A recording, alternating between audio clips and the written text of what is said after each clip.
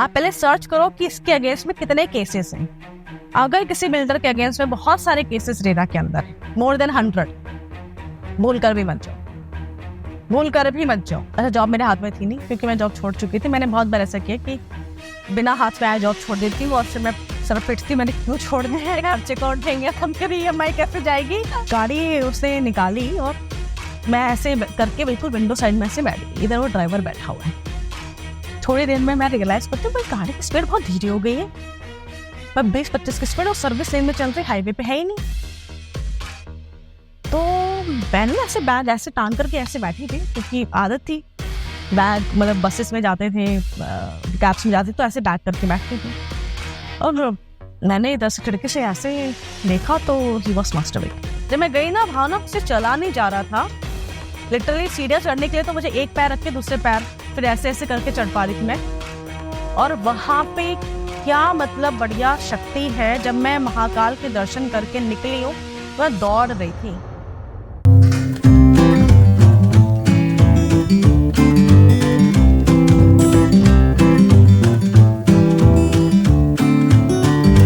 Everyone, welcome to our podcast. मैं हूं आपकी होस्ट और दोस्त भावना, और आज हमारे साथ है हमारी बहुत ही खास मेहमान और मेरी बहुत ही खास दोस्त पूनम चौधरी।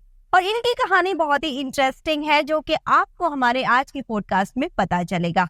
तो चलिए इनकी कहानी इन्हीं की जुबानी जानते हैं। Hello Bhavna, thank you so much for having me here and wish you a very good luck for your podcast. Thank you. Right now, I'm a realtor. What all I can say, Poonam Chaudhary, alias PC, and Twin PC. Special name given by my special friend Mickey Mehta. Although Bhavna, you know me since long time, 15 साल हो गए तुम्हें मुझे जानते हुए, और आज के दिन में सबको पता है कि Poonam Chaudhary means real estate. Real estate means Poonam Chaudhary. और मैंने अपना मतलब करियर स्टार्ट किया नोएडा रियल एस्टेट से, then move to Gurgaon, then Bahadurgarh, then Noida, then Dubai, now back to Gurgaon. तो काफ़ी इंटरेस्टिंग रहा है, but real estate was not my first job, real estate was not my first sector to get into. इससे पहले बहुत सारी चीज़ें आई हैं, B it journalism, B it admin, और अ पेंटर, अ पॉलिटिशियन, काफ़ी सारी चीज़ें रही हैं। मतलब लाइफ ना बहुत ही रोलर कोस्टर राइड रही है। And what people see today is like young girl driving nice BMW, but this is not so easy what you see. It's a long story behind this. There is actually a long story full of struggles. तो actually में लोग कहते हैं ना यार, मैंने यहाँ तक पहुँचने के लिए बड़ी मेहनत करी है, तो ट्रस्ट में मैंने यहाँ पहुँचने के लिए बहुत मेहनत करी है। मेरे तो सच में घुटने छिले हैं। और एक टाइम के बाद मतलब मुझे भी रियलाइज होता है, पूनम को भी रियलाइज होता है, और जो भी सक्सेसफुल लोग हैं हम उनसे बात करते हैं तो उन्हें उनकी ये कहानी होती है कि मेहनत करनी पड़ती है। भाई देखो आज के डेट में मुझे लाइक पीपल इजली जज मी, यार बहुत जल्दी इसके पास बहुत कुछ है, and you know she is having the best lifestyle, she is living like a king size. और जनरली लोग सोचते हैं कि यार ये तो पापा ने दिया हो या आपके हस्बैंड ने दिया हो।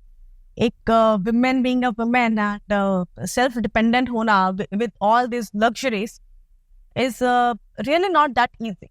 एक बार आपको लेकिन किसी भी स्किल्स को डेवलप कर ले तो आपके पास फिर you know sky is the limit. जैसे real estate, it is on my finger tips. वो कहीं पर भी आप बरमुडा में भी कुछ लेकर के आओगे तो there also I will sell. I know Bermuda में भी रिक्वायरमेंट है, ओशन के अंदर भी रिक्वायरमेंट है, ऊपर चांद पर रिक्वायरमेंट है। लोग मार्स पर घर बेच रहे हैं, लोग क्या कहते हैं वर्चुअल रियलिटी में प्लॉट्स खरीद रहे हैं, लोग मतलब मून पर ऑलरेडी खरीद रहे हैं। जो चीजें हुई हैं तो बेचना आना चाहिए। पूनम, तुमने अपनी जर्नी स्टार्ट कैसे किया? तुम्हारी एस्पिरेशंस क्या थी? तो सबसे पहले तो मैं IPS ऑफिसर बनना चाहती थी। मैं किरण बेदी से बहुत ज्यादा इंस्पायर थी। मेरे पापा भी चाहते थे कि मैं IPS बनूं। I was very brilliant in studies. पापा कभी भी नहीं चाहते थे रियल एस्टेट में, पापा खुद का रियल एस्टेट का काम था। और आज से 15-20 साल पहले अगर देखा जाए तो रियल एस्टेट ऑर्गेनाइज स्ट्रक्चर नहीं था, तो उसको ऐसे माना जाता था कि बिल्कुल रियल एस्टेट उस टाइम पे क्या होता था, एक ठेकेदार होता था जिसको आप घर बनाने का ठेका देते थे, वो सारे दिन बैठ के बीड़ी फूकते हुए अपने लेबर्स पे चिल्लाते हुए, मजदूरी देते हुए, दिहाड़ी देते हुए घर बना दो। ये था इसमें लड़की क्या करेगी। तो धीरे धीरे ये जो सेगमेंट है काफी ज्यादा ऑर्गेनाइज हुआ, स्ट्रक्चर्ड हुआ, बहुत बड़ा एक कॉर्पोरेट हब बन गया। तो आज की रियलिटी से बहुत डिफरेंट है। बट कभी कभी ऐसा होता है ना, आपको जिस चीज के मना किया जाए आपको वहीं जाना है। होता है आपको जो काम के लिए मना करोगे ना, आपको एक दिमाग पे हो जाता है कि यार ऐसा क्या है, ये तो नहीं हो जाता है कि क्यों पापा मना क्यों करें, खुद भी तो काम करते हैं, मना क्यों कर रहे हैं, वो चीज है। तो पहले पता नहीं था कि किस तरीके से किस तरफ जाना है, कैसे कहाँ रियल एस्टेट है। उस टाइम पे ऐसा कुछ था नहीं। उस टाइम पे लिंक्डइन, naukri.com होता नहीं था। उस टाइम पे पेपर में ना इश्तिहार निकलते थे नौकरी के। It was way back in 2008। आपको मैं ले चलती हूँ आज से 16 साल पीछे। मेरा 12th का मैंने एग्जाम दिया, रिजल्ट मेरा आया नहीं था और मैं निकल गई नौकरी की तलाश में। बहुत बड़ा रीजन था इसका। पैसे कैसे कोई मारा मारी नहीं थी, मारा मारी थी मुझे शादी से बचना। ठीक है, मेरी दीदी की शादी होगी व्हेन शी वाज 21। उनके 2 देवर थे और भाई हमारे जाटों में होता ना भैया, अगर ठीक है 2-3 बहनें हैं तो 2-3 भाई है तो तीनों को एक ही घर में ब्याह दो, आसान है। तो भाई दूसरा नंबर मेरा था, तो प्लानिंग थी भैया चलो इसकी शादी कर देंगे। अच्छा, मुझे ना डे 1 से ये था कि मैं ना मतलब I wanted to get married, but मुझे था कि पहले ना मैं अपनी आइडेंटिटी बनाऊं। अभी मुझे लोग जानते हैं पूनम चौधरी, ठीक है, daughter of Ajit. After that they will know me as wife of somebody. But actual में क्या सेल्फ कैसे मेरी आइडेंटिटी क्रिएट हो गई। I wanted to create an identity. दूसरा, I wanted to earn money, I wanted to fulfil all my dreams, and then I wanted to Mary.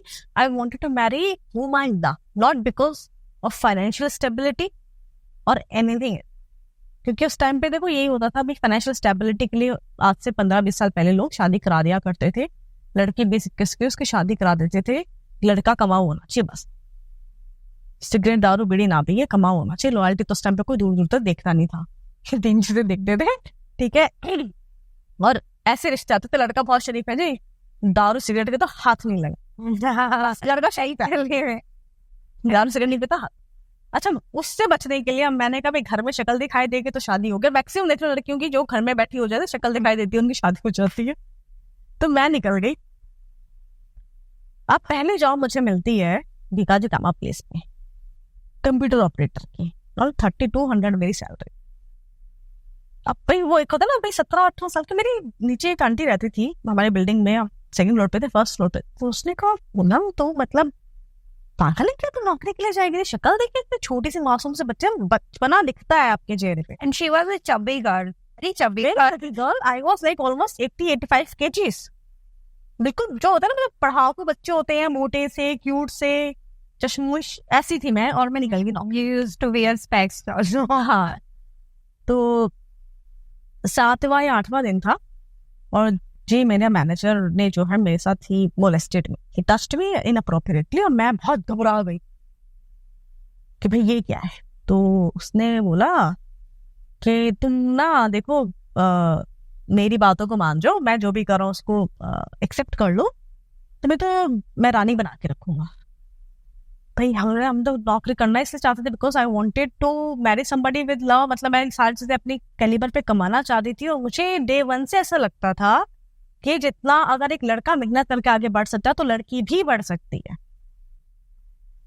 तो जो भी मैंने ना हमेशा अपने मन की बहुत सुनी।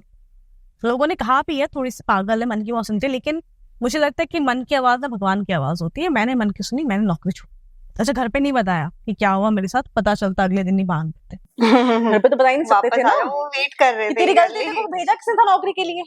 ये तो है ही दुनिया, मतलब चील कौवों की भरे पड़े बाहर, भेड़ बकरी के भेड़ भेड़िए क्या कहते हैं, भेड़िए भरे पड़े हैं बाहर। बचपन में कहा जाता था बाहर निकल के देखो इतने भेड़िए हैं, चील कौवों की तरह खा जाएंगे तुम्हें। तो वो भाई मेरे साथ पहला इंसिडेंट और मैं बहुत घबरा गई। अच्छा, नौकरी तो छोड़ दी मैंने, मैं डेली नौकरी ढूंढने के लिए जाती थी। तो फिर मुझे एक क्रेडिट कार्ड कंपनी में काम मिला, क्रेडिट कार्ड बेचना होता था, पहली कॉलिंग जॉब। डेली मतलब 100-150 फोन करती थी। उस टाइम पर लैंडलाइन होता था, उसे उठा करके बस ऐसे कान पे रखा रहता था और फोन बस डायल करती रहती। एक दिन में मैंने 3 क्रेडिट कार्ड बेचे, मेरे लिए कैप्टन हुए, मुझे बहुत मजा आया। उस दिन का अपना इंसेंटिव है, मेरे को मजा नहीं आया बाकी का। मैंने कहा this is not, this doesn't suit me. फिर मेरे को एक दूसरी जॉब मिली, वो थोड़ी she was under a female boss, वो मैंने 9 महीने काम करी थी और थोड़ी strict boss, but I was secure. मेरी फर्स्ट ये जो 2-4 इंसिडेंट्स हुए उसके बाद मेरी फर्स्ट प्रायोरिटी बन गई कि मुझे एक फीमेल के यहाँ पे काम करना है, so that I am protected, safe and secure. तो मैंने उनको चूज किया। अच्छा, एक बार ना एक बार का दिन में I was standing on this Sarojini Nagar bus station, वहीं से शॉपिंग क्या करती थी, and that person that story. तो 100 रुपए की अपनी फुटवेयर, 100 रुपए की जीन्स, 100 रुपए का बैग और 25 रुपए की या 40 रुपए की मेरी टी शर्ट उस टाइम पे सरोजनी नगर में ना ऐसे उस पे रेडी पे मिला करती, चूज कर लो। तो 500 रुपए में ऊपर से नीचे तक टिप टॉप। तो I was standing at Sarojini Nagar bus station. उसने कहा कि भाई ये तुम क्या कहाँ रोड से शॉपिंग करती घूम रही हो, देखो तुम्हारे पास आज भी ऑफर है, मेरी बात मान लो, मॉल से शॉपिंग करोगी, गाड़ियों में घूमोगी। तो मैंने उससे कहा सर अगर मेरी किस्मत में होगा तो मैं अपने बलबूते पर ही सब कुछ ले लूंगा, अगर किस्मत में नहीं है ना तो कोई मुझे दे नहीं सकता। आज गाड़ी में बैठूंगी, पता चला आगे जाकर के गाड़ी का एक्सीडेंट, तो मैं इस तरीके से लाइक खुशी कर रही है बहुत बड़ी, पछताएगी। ठीक, मैंने बस भगवान को देखा, मैंने कभी देखो मेरा मन नहीं मान रहा है, मैं गाड़ी ठीक है। अच्छा, मेरी उस टाइम पे फिर मेरी दूसरी जो जॉब लगी है, जो थोड़ी सी कंसिस्टेंट जॉब जो मेरी थी, इसके अंदर मेरी सैलरी थी 8,500 रुपये और मैंने शिफ्ट कर लिया था लाजपत नगर में, और मेरा 3,500 रुपये कुछ रेंट था, आना जाना 2,000 और खाने पीने का मतलब बाय द मंथ एंड मैं बिल्कुल 0। तो मैं कई बार क्या करती थी, बस में चढ़ जाती थी टीटीसी बस के अंदर और बोलती थी कि मैं तो अभी स्टूडेंट हूँ, मेरे पास स्टूडेंट पास है। तो एक बार की बात है, मैंने बोला मेरे पास स्टूडेंट पास, उसने कहा दिखाओ पास, मेरे पास तो था नहीं। तो उसने कहा उतरो, उसने मुझे बीच रास्ते में उतार दिया। अच्छा, मैं उतरी ना, उसने मैंने ऐसा कुछ फ्लैट चप्पलें पहनी थी, उसमें ना बहुत सारी पट्टियां ऊपर से बांधी हुई थी, और जहां मैं उतरी बिल्कुल डिवाइडर से, रोड के बीच में जो डिवाइडर होता है उस साइड मैं मतलब किस तरीके से उतरी मैं कि मैं बिल्कुल वहां पर डिवाइडर के ऊपर खड़ी हूँ, और जिस जगह पे मैं उतरी हूँ वो ना लाल चींटियों का घर था, और बस मैं उतरी और सारे लाल चींटियां चिपट गई मेरे को, और वो फुले मुझे इतना टाइम लग गया, फुले पूरे मेरे पैरों को लाल चींटियों ने खा। ये भी इंसिडेंट था। फिर मेरी दीदी गुड़गांव में रहती थी और मैं वहां पे जॉब देख रही थी, पर मैं अपनी दीदी के घर गई थी उद्योग विहार में। उस टाइम पे ना बड़ा कैप्स का चलन हुआ करता था। मैं सोची थी यार मुझे भी टेलीकॉलिंग का जॉब मिल जाए, कोई मतलब बड़े उसमें कॉल सेंटर में बीपीओ का बड़ा क्रेज था, उसमें सैलरी सीधा 20-40 हाई पेड मतलब जॉब थी वो। तो गुड़गांव की तरफ हमने रुख किया और वहां पे जो है इंटरव्यू देकर के, कुछ जुलाई अगस्त का टाइम था, सीजनल मतलब थोड़ा सा मानसून का टाइम था। मैं इवनिंग में निकली हूँ अराउंड 4 o'clock इंटरव्यू दे करके। तो वहां पे कैब वाला था, मेरे साथ में एक कपल खड़ा था, उसने कहा कि कैब वाले से पूछा कि आप जाओगे राजीव चौक, उसने कहा नहीं जाओ। मैं अकेली खड़ी थी, मैंने कहा यार झाड़सा जाओगे, उसने कहा हाँ जाऊंगा। तो मुझे लगा कि हो सकता है झाड़सा से मुड़ना हो, तो मैं कैब में बैठ गई। जब कैब में सबसे सेफ सीट होती थी आपके ड्राइवर के बगल, क्योंकि आगे जाके जितने भी यात्री लोग बैठेंगे, पैसेंजर्स आएंगे, पीछे भरते चले जाएंगे, आगे सीट पर एक ही रहेगा, कोई आपके आसपास टकराएगा नहीं। गाड़ी उसने निकाली और मैं ऐसे करके बिल्कुल विंडो साइड में ऐसे बैठ गई, इधर वो ड्राइवर बैठा हुआ है। थोड़ी देर में मैं रियलाइज करती हूँ गाड़ी की स्पीड बहुत धीरे हो गई है, मैं 20-25 की स्पीड और सर्विस लेन में चल रही, हाईवे पे है ही नहीं। तो मैंने ना ऐसे बैग ऐसे टांग करके ऐसे बैठी थी, क्योंकि आदत थी, बैग मतलब बसेस में जाते थे, कैब्स में जाते थे, तो ऐसे बैग करके बैठते थे। और मैंने इधर से खिड़की से ऐसे देखा तो ही वॉज मास्टरबेट, और ये देख करके मुझे समझ में नहीं आया कि मैं क्या करूं। मैंने गाड़ी के अंदर दरवाजा खोला और मैं बाहर की तरफ कूद गई, और मैं रोल करते हुए नीचे गिरी हूँ। मेरी जीन्स थी पूरी फट गई, कीचड़ उस पर लग गया और मैं बिल्कुल घबरा गई। मोबाइल वगैरह उस टाइम पर था नहीं। अब मैं दीदी के घर गई, दीदी ने कहा ये क्या हुआ। अब मैंने सोचा बताऊंगी तो घर बिठा देंगे, फिर झूठ बोला कि मैं गिर गई थी। कि तो भाई इतनी बड़ी होगी फिर भी तो समझती नहीं, गिरती रहती है। तो इंसिडेंट्स हुए, मैंने भी हार नहीं मानी, उसके बाद एक बच्चे को मैंने मतलब देखा था बस स्टैंड के ऊपर, उस बच्चे को मैंने रेस्क्यू कराया, तो मीडिया ने मेरी बड़ी हेल्प करी। मतलब जब पुलिस भी उसका नहीं दे पा रही थी सही से, मतलब क्या हुआ, वो लड़का एक मतलब न्यूड लड़का था 10-12 साल का, और उसके पेट पे बहुत घाव थे। तो मैं बस का वेट कर रही थी, मैं इरिटेट हो रही थी उस बच्चे से, और उससे मेरी बस लेट होगी 40-45 मिनट, आई नहीं। फिर मैंने आसपास पूछा बच्चा किसका है, कहते बच्चा आज ही बस से उतरा है, पता नहीं किसका। तो मैंने पुलिस को बुलाया, पुलिस उस टाइम पे मतलब आई लगभग पौने घंटे के अंदर। मैंने पुलिस को सारी चीज बताई, उसने कहा जी बहुत बढ़िया आपने काम किया है, हम इसको इसके पेरेंट्स को दे देंगे, और पुलिस उसे लेकर के चली गई। तिलक मार्ग पुलिस स्टेशन का एक केस। अगले दिन मैं उसका पता करने गई, बच्चा कहता है हमने उसके माँ बाप को दे दिया। मैंने कहा यार पुलिस तो बड़ी हमारी क्विक हो गई, 24 आवर्स में माँ बाप को दे दिया। मैंने कहा भाई क्या प्रूफ है, तो उन्होंने बस लिख दिया था नाम। मैंने कहा बच्चे की, अच्छा मेरा एक बहुत अच्छा दोस्त है मेरा, and he is a well renowned lawyer, so तो मैं उसकी हेल्प लेती रहती हूँ। तो मैंने उसे बोला भाई क्या करना चाहिए इस केस के अंदर। तो ही टोल्ड मी कि उनकी ना फोटोग्राफ लगती है, उनका एड्रेस लिखा जाता है। तो उन्होंने ना एड्रेस लिखा था ना फोटोग्राफ थी, बस मम्मी पापा का नाम लिखा। और तो इस केस के अंदर यही निकल रहा था कि वो बच्चे को उन्होंने कहीं पे छोड़ दिया। अच्छा मैं उनसे बोल रही थी कि मुझे एड्रेस दो, मुझे बताओ, नोबडी वाज एंटरटेनिंग।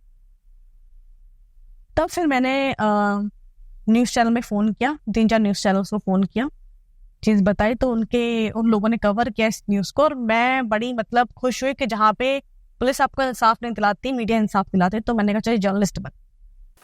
पूनम बहुत जल्दी इंस्पायर हो जाती है ऐसे प्रोफेशन से। तो हमें लगा कि आपको आगे कहानी में पता चलेगा कि इसको नुकसान भी होते हैं कई बार।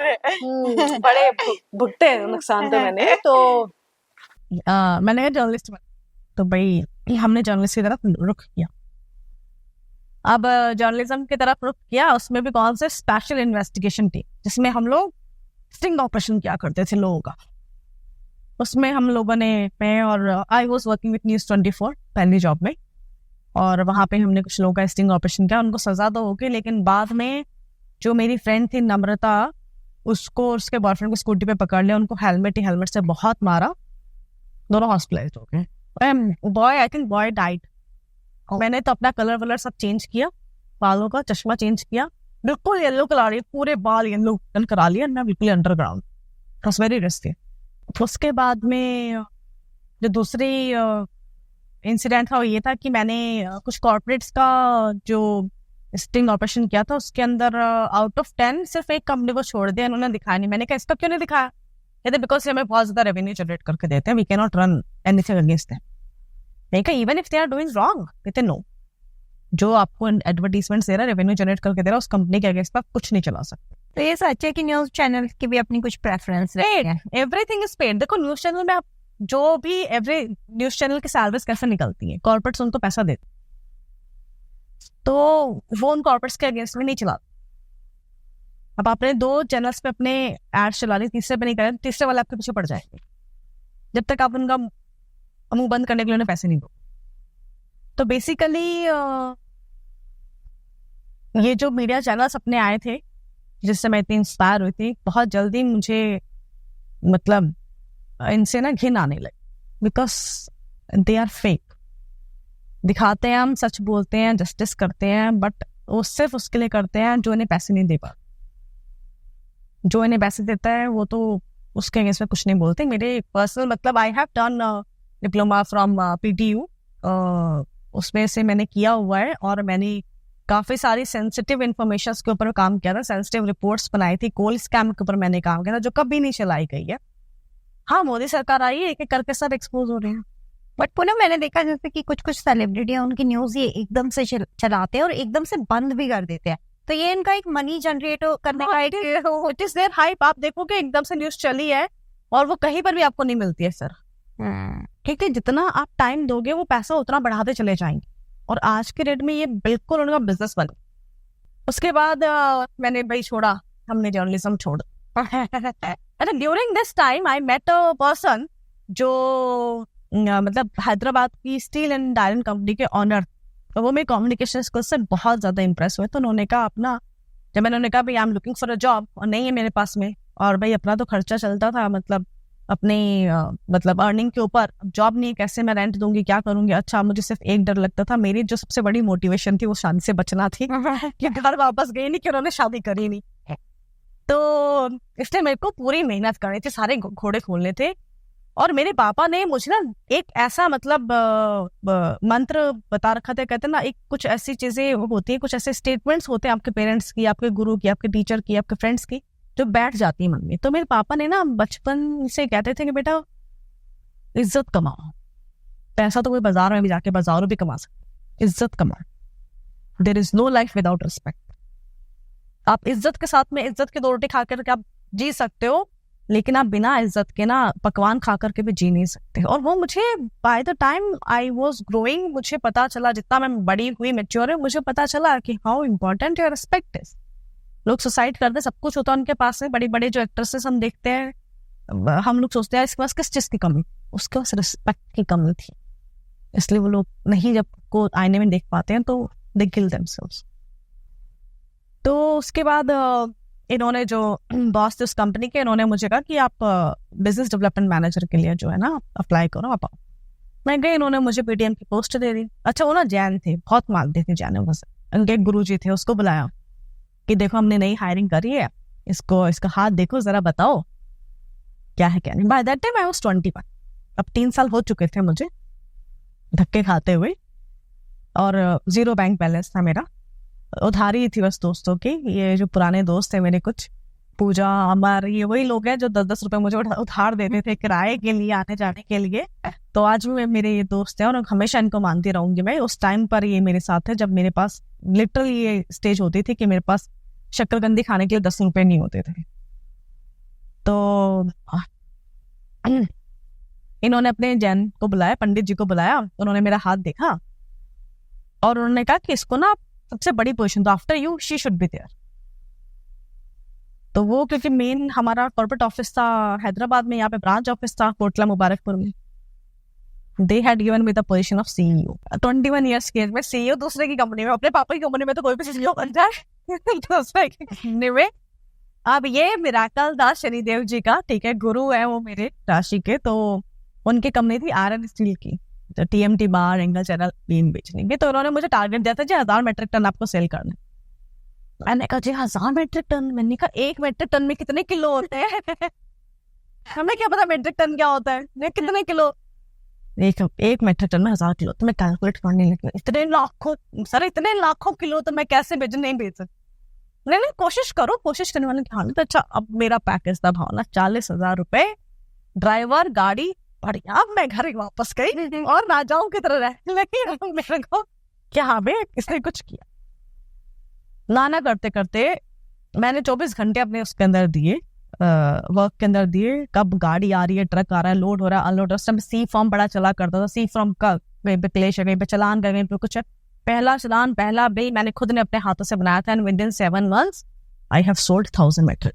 अच्छा, उसके बाद क्या उन्होंने मुझे एक और कमिटमेंट भी दिया था कि जब तुम टारगेट अचीव कर लोगे हम तुम्हें तुम्हारी गाड़ी दे, इनोवा ऑफिस की दी हुई थी, उन्होंने कहा हम तुम्हें अपनी गाड़ी दे। मैंने कहा सर मेरी गाड़ी, कहने 1000 नहीं, हम 2000 मेट्रिक टन पे देंगे। मैंने कहा तुम्हारी ऐसी की तैसी। मैंने फिर रिजाइन कर दिया और मैं आगे भी अपने घर, मेरे घर वालों ने कहा चलो मुझे शादी करो। फिर मैंने कहा रास्ता तो नहीं है, भागना पड़ेगा। फिर नौकरी के लिए जाने लगे, फिर वापस बस में धक्के खाने लगे। बस में धक्के खाते खाते हम पहुंचे नोएडा। नोएडा में कुछ कंसल्टेंसीज वगैरह में इंटरव्यू दिया। फिर वहां पर जाकर के आई एंडेड अप इन अचनारा। उसमें मैंने स्टार्ट किया अपना रियल एस्टेट का career in 2011। Ajnara was your best. Ajnara was a very good platform in real estate. Reason being, एक तो रियल एस्टेट कंपनी, ऊपर से it is a male dominated area. Still वहाँ का जो एटमॉस्फेयर था बहुत अच्छा, बहुत ही अच्छा था। मतलब वहाँ पे ऐसा था कि I am working with my dad, with my brothers, बहुत अच्छा एटमॉस्फेयर था। जो तीनों ऑनर्स थे दे वर वेरी गुड। मतलब इससे कोई भी वुमेनाइजर वहाँ पे नहीं था, और लोग उसे रिस्पेक्ट के नाम से देखते थे। टाइमली सैलरी आती थी, टाइमिंग्स हुआ करती थी, हमारी यूनिफॉर्म्स हुआ करती थी, बहुत ज्यादा प्रेशर नहीं था, सेल्स अच्छे से हो रही थी क्योंकि उस टाइम पे मार्केट बूम पर था। तो we were doing really good. उसके बाद थोड़ा सा ये चीज़ें चेंज हुई, उसके बाद तो बस एवरीथिंग इज हिस्ट्री। फिर मैं अपने बस छलांगे लगाते गई, उसके बाद then different company, then from Noida I went to Bahadurgarh, नहीं from Noida to Gurgaon to Bahadurgarh में भी when I was in Bahadurgarh, क्योंकि वो 2 टायर सिटी थी, दे लॉन्च्ड 750 फ्लैट्स अफोर्डेबल के, एंड कोविड आ गया और वहाँ के ब्रोकर्स बोलते थे 100 फ्लैट भी नहीं बिकेंगे। तो ऑनर ने बोला कोई नहीं है, 3 साल में बिक जाएंगे, 3 ड्रॉ करेंगे, नहीं बिकेंगे फर्स्ट का फर्स्ट देंगे, आराम से बेचो, कोई दिक्कत। But because I went there as a senior VP, मुझे भी था कि यार ये people who are talking against me, who are commenting on me कि भाई आई है, जिस स्पीड से आई उस स्पीड से चली जाएगी, हम भी देखेंगे कितने सेल करेगी, क्या है, बस लेकर के आ गए। तो बहुत ईजी होता है, आप एक वुमेन हो और आपको एक बड़ी पोजीशन मिल जाती है ना, तो लोग बहुत जल्दी ना ये कमेंट करना शुरू कर देते हैं because she is a women, इसने गलत तरीके से यहाँ पर इसने कुछ किया है। Easy for women to get this position, very difficult for a women. से देखो कहते हैं ना जौहरी को हीरे की पहचान हो, तो वो जौहरी उन्होंने पहचान कर ली। अब वो जो कंपनी थी, जो फर्स्ट कंपनी थी रियल एस्टेट की, उसने तो पहचान के लिए बुलाया ना जौहरी को, उससे मेरा हाथ देखा, बोला सीईओ बनो। बट वो जो तुम हाथ देखा और उन्होंने बोला ना, मैं उससे पूरा एग्री करती हूँ, क्योंकि तुम जिसकी लाइफ में आती हो ना वो कुछ ना कुछ कर जाता है, कुछ कर जाता है। हमारे को देखो, अरे इतना बड़ा प्रेसिडेंट बन गया हुआ आज की डेट में ना, हमारा अपना चैनल स्टार्ट हो गया। Your marriage was like a biggest, and I have seen people around you growing. मतलब नहीं, नॉट एवरीवन, अगर जो मेरे लिए अच्छा सोचते हैं वही ग्रो करते हैं, जो मेरे बिहाइंड अच्छा एनर्जी डालती हो, देन इसलिए तो I keep only positive people around. You see me, you don't see me often, doing party और आज नए friends, I don't make new friends.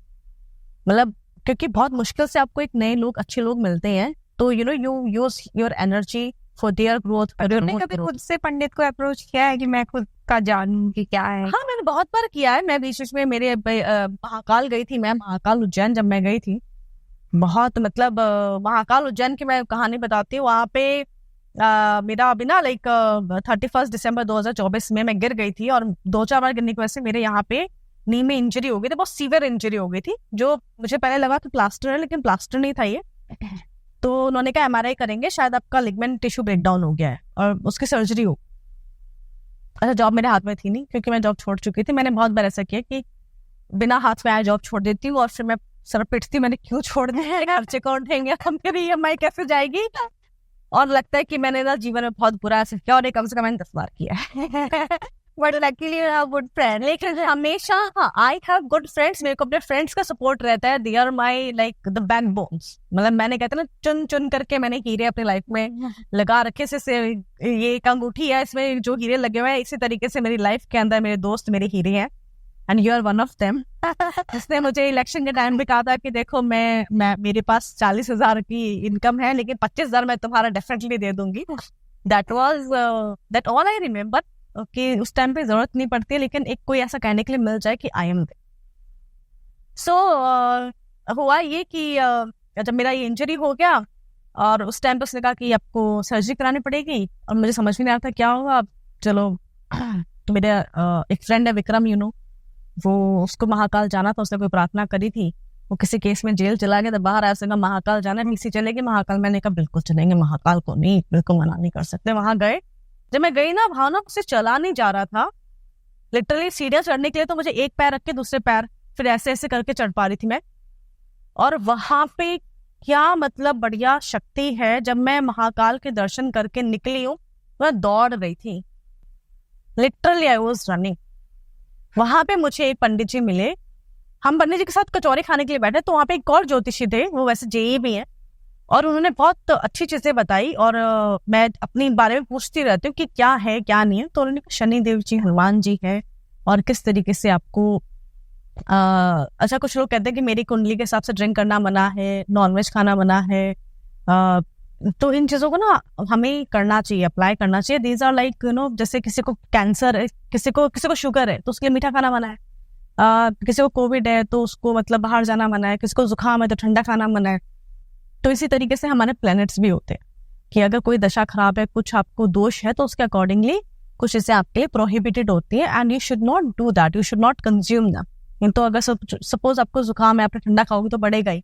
मजा तो आ रहा है खाने में, लेकिन जुकाम तो बढ़ेगा। तो उन चीजों को लेकर के उन्होंने मुझे बताया, I keep asking on you know on like timely basis, कभी 2 महीने 3 महीने में, हफ्ते में, कभी मैं परेशान होती हूँ, बहुत खुश होती हूँ, तो आई कीप आस्किंग देम कि भाई क्या है क्या नहीं है। वैसे तो मैं खुद भी अपनी चीजें कुंडली देखती रहती हूँ, काफी हद तक उसके अंदर होती है चीजें, लेकिन सबसे मोस्ट इम्पॉर्टेंट चीज जो है वो है एक तो आपका बिलीफ बहुत स्ट्रांग होना चाहिए।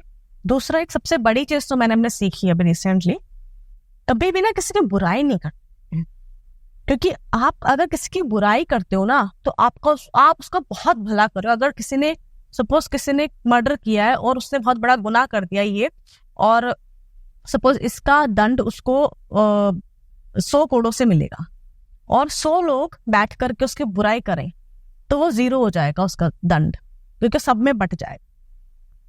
तो बुराई करने से हमेशा बचे।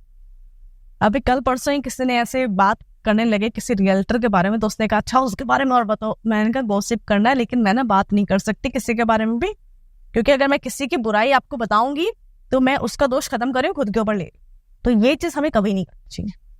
बट पूनम एक चीज मुझे बताओ, जैसे तुम्हारा स्पिरिचुअल जो इंक्लिनेशन है वो कब आया? जैसे स्टार्टिंग में तो तुम्हें बस जॉब करनी थी या फिर घर वालों शादी से बचना था, ये वाला है कब लाइफ में? फिर बचपन में क्या हुआ था, मैं I tell you Bhavana, I am not sure मैंने तुम्हें बताया कि नहीं बताया। बचपन में कहते ना माँ इसके अंदर माता आ गई, तो आई was very young, around 6-7 year old. तो मतलब बचपन से लाइफ थोड़ी सी ऐसी रही थी कि आई was very much not welcomed in family. मैं हमेशा से थोड़ा आइसोलेटेड थी, पढ़ाई की तरफ ध्यान रहता था मेरा ज्यादा, मेरे को स्कूल ही पसंद आता था, घर ज्यादा पसंद नहीं आता था मुझे। तो You told me you were third girl child, तो parents were not very much interested. हाँ, मतलब my father was very much with me. उनका तो उन्होंने कभी किसी चीज के मतलब बायस्ड रहे नहीं, because I was very good into studies. लेकिन हाँ, मदर साइड से मुझे कभी भी मतलब I was never feeded by my mother. तो बचपन से बहुत मैंने तो पहले कहते ना दुनिया में आने के लिए बहुत वो किया, स्ट्रगल किया, उसके बाद बढ़ने के लिए बहुत स्ट्रगल किया। तो मेरी दादी माँ ने मेरे को अपने साथ रखा था, तो she used to feed me with cotton drops, क्योंकि माँ का दूध मुझे मिला नहीं, एंड आई सर्वाइव्ड। तो मेरे पापा ना बचपन से मैंने देखा था, पापा माता रानी की बड़ी पूजा करते थे, और मैं माँ काली की पूजा करने में ना मुझे आनंद आने लगा। मैं माँ काली की बहुत पूजा करते थे, और बैठ करके मैंने ना उन्हीं को अपनी फैमिली बना, ये मेरी माता रानी है, ये मेरे मतलब भाई हैं, ये मेरे बड़े भाई हैं, मेरी भाभी हैं, और मेरे ऐश्वर्य रूप परिवार मेरा था, और मैं उन्हीं से बातें किया। तो एक टाइम था मतलब it was I guess March, I was 6-7 year old, और मैं भगवान जी के साथ बैठ के बातें कर रही थी, और मेरे सारे भाई बहन पढ़ाई कर रहे थे। तो जिस रूम में मंदिर था उसी रूम में ऊपर ना एक बेड था, जिसके ऊपर सब बच्चे बैठ करके पढ़ाई कर रहे थे, मेरे भाई बहन और जो हमारे आस पड़ोस के बच्चे थे। और मैं भगवान से बातें कर रही थी, लिटरली ऐसे कि हम लोग जैसे हम बातें कर रहे इस तरीके से मैं उनसे बातें कर रही थी। हाँ, ये तो भगवान की बात है, तो मेरे को सुनाई दे रही थी, लेकिन किसी और को सुनाई नहीं दे रही थी। और लोगों ने मुझे बोला क्या फंड कर रही है, क्या फंड करे, क्या फंड करी, ऐसे ना बोलने लगे, मजाक करने लगे। तो कुछ टाइम के लिए मैं ऐसे बैठी, मैंने आंखें बंद करी, और मुझे मतलब शिवजी जैसे शांत बैठे हुए, शिवजी के अवतार में माँ काली मुझे दिखाई दी, और बिल्कुल बड़ी बड़ी आंखों के साथ में। जैसे मैं उठी, उसके नेक्स्ट फ्यू सेकंड्स क्या हुआ मुझे याद नहीं है। फिर थोड़ी देर के अंदर मम्मी घर उस रूम के अंदर आती है, बच्चे चिल्ला रहे हैं, हमने भगवान को बुरा नहीं कहा, हमने भगवान को बुरा नहीं कहा, बहन माफ कर दे, माफ कर दे, माफ कर दे, सब कोने में चले गए हैं। और मैंने देखा मेरा एक पैर पाँव की वो एक पाँव मतलब बेड के ऊपर, एक नीचे, और मैं ऐसे करके आ रही हूँ, तुमने मेरे भगवान को बंदा कहा, तुमने मेरे भगवान को कहा। और बिल्कुल ऐसे मतलब ना जैसे दिखाते हैं, लाल आंखें, मुंह ऐसा बिल्कुल लाल, इतना गुस्सा। और एकदम से क्या हो, जैसे मम्मी आई और मेरे को हाथ लगाया, ऐसे कहा आई डोंट रिमेम्बर एनीथिंग। फिर उन्होंने बताया कि क्या हुआ। तो उसके बाद हम लोगों का ना जगराता था, मेरे 1-2 साल के बाद में हम लोगों ने जागरण कराया। तो जागरण में मेरी छोटी सिस्टर को माता रानी बनाना था, उसको तैयार भी कर दिया, लेकिन वो जो शेर बना था, शेर को देख के वो घबरा गई। तो उन्होंने कहा कि ना हम इसको बना। तो माता रानी ने भी चूज किया था कि किसे बनाना है, और मुझे बनाया माता रानी, और मैं वो बनी थी। और उसके बाद जब मैं घर से निकली थी ना, तो मेरे घर से शायद मैंने 1-2 जोड़ी कपड़े लिए थे और मैंने माता, तो मेरे जो जिंदगी है ना वो बचपन से ही मतलब माता रानी को मैं साथ लेके गई हूँ लाइफ में। जब बीच में मैं 1-2 साल के लिए या कुछ महीनों के लिए माता रानी से दूर रही हूँ, मेरी जिंदगी का जहन्नुम था। और मैंने ये देख लिया कि देयर इज मतलब एवरीथिंग इज इल्यूशन, ये एक्चुअल एनर्जी सोर्स है। आप कितना ही महंगा मोबाइल ले लो, कितनी ही बढ़िया जगह पे रख लो, लेकिन अगर उसका चार्जर उसके साथ में नहीं है ना तो कभी काम नहीं करे। तो ये चीज मैं मानती हूँ और आज की डेट में मैं बहुत खुश हूँ कि वापस से मैं अपने उससे ईश्वर रूप परिवार के साथ में और माता रानी मेरे साथ में, तो सारा क्रेडिट उनका ही है।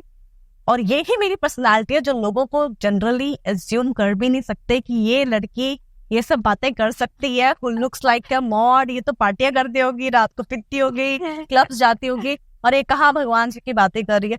हनुमान चालीसा मैंने 1 मिनट 24 सेकंड के अंदर पढ़ी हुई है, 1 मिनट 24 सेकंड के अंदर। वीडियो भी है मेरे पास। मैंने ऑफिस में अभी रिसेंट ऑफिस में उन्होंने कहा कि भाई तुम लेट हो, तुम गाना गाओ या कुछ डांस करके दिखाओ। मैंने कहा मैं हनुमान चालीसा गा सकती हूँ 1.5 मिनट से पहले।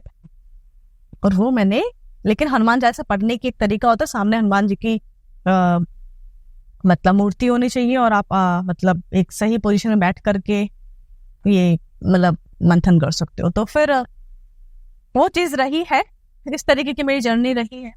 तो जो बहादुरगढ़ में मैं वापस से बहादुरगढ़ आ जाते हैं, तो मैंने कहा मुझे मतलब I want to set a benchmark. मैंने कहा कंपनी में तो मुझे काम करना नहीं, क्योंकि वो वहाँ के लोग, वहाँ की मेंटालिटी सब बहुत ही ज्यादा मतलब बैकवर्ड थे। और बीइंग अ फीमेल सबको ही लग रहा था कि लड़की है इसलिए यहाँ है, लड़की है इसलिए VP, लड़की कोई भी मतलब। मैंने कहा भगवान मतलब मैं ठीक है, मेरे पास कोई प्रेशर नहीं था सेल्स का, लेकिन मुझे प्रेशर था मेरे नाम कि मैं यहाँ हूँ, मेरी काबिलियत से। उससे पहले मेरे को जो उसका CMD था, मेरे को प्रेजेंटेशंस वगैरह बनाने के लिए बोल चुका था, मैं दे चुकी थी। और अब जब मैं गई वहां पर, तो बस मैं माता रानी से डेली ये बोलती थी कि माँ जैसा भी है मतलब I will definitely leave this place, लेकिन I want to set up my bench. ये जो जज कर रहे हैं ना कि I am here because I am a woman, I have taken disadvantage of being a woman, ये गलत, इनकी सोच को गलत प्रूफ करना है। And that was Covid time, तो भावना क्या होता ना, हमने आई जॉइन दैट इन अक्टूबर और नवंबर, दिसंबर, जनवरी, फरवरी, मार्च में कोविड आया था। उससे पहले मैं अपने 2-3 BHK की सारी यूनिट्स 750 यूनिट्स बेच चुकी, मतलब अफोर्डेड। यहाँ पे गुड़गांव में सिग्नेचर वही सेम प्राइस पे दे रहा था, वहां पर कोविड में सेल्स हो रही थी। कोविड में तो मैंने सबसे ज्यादा पैसा कमाया है। 22 मार्च 2020 को लॉकडाउन लगा है, 1 अप्रैल को हमने 1 BHK यूनिट लॉन्च कर दी। कोई मूवमेंट नहीं थी, कुछ भी नहीं था, 200 यूनिट थी। और उसमें ना विंडो पीरियड मिलता है कि इतने टाइम आपको हमें रिपोर्ट बना के देनी। 200 यूनिट थी। तो मेरे CMD ने बोला मैडम 200 यूनिट है 1 BHK की। मैंने कहा सर हो जाएगा, ठीक। मैं बड़े कॉन्फिडेंटली हो गया और मैंने काम शुरू कर दिया, because I was staying in the same premises, same society. उन्होंने मुझे 1 तारीख को बुला लिया, हर जगह तो लॉकडाउन लगा था, लोग आ जा नहीं सकते थे। वो एक ऐसी जॉब थी जिसके अंदर मैंने 16 से 17 घंटे काम किया विदाउट एनी एक्स्ट्रा मनी, जिसके अंदर ना ही कोई इंसेंटिव था, सिर्फ फिक्स सैलरी थी। वही वहां के लोगों को पच नहीं रही थी, बहुत ज्यादा है। 750 मैंने पहले अपनी ये बेच दिए flats with 5% check in account. अब ये 200 यूनिट लॉन्च कर दी। तो every day CMD used to ask आज कितने बिके। मैंने कहा सर आज कुछ नहीं। इट वाज 7th डे, और उन्होंने कहा कितने बिके। मैंने कहा सर 2 बिके। मैडम 200 फ्लैट हैं, 30 दिन है, 7 दिन हो गए आपके पास, सिर्फ इतने आए हैं, आप कर दे बिग जैम।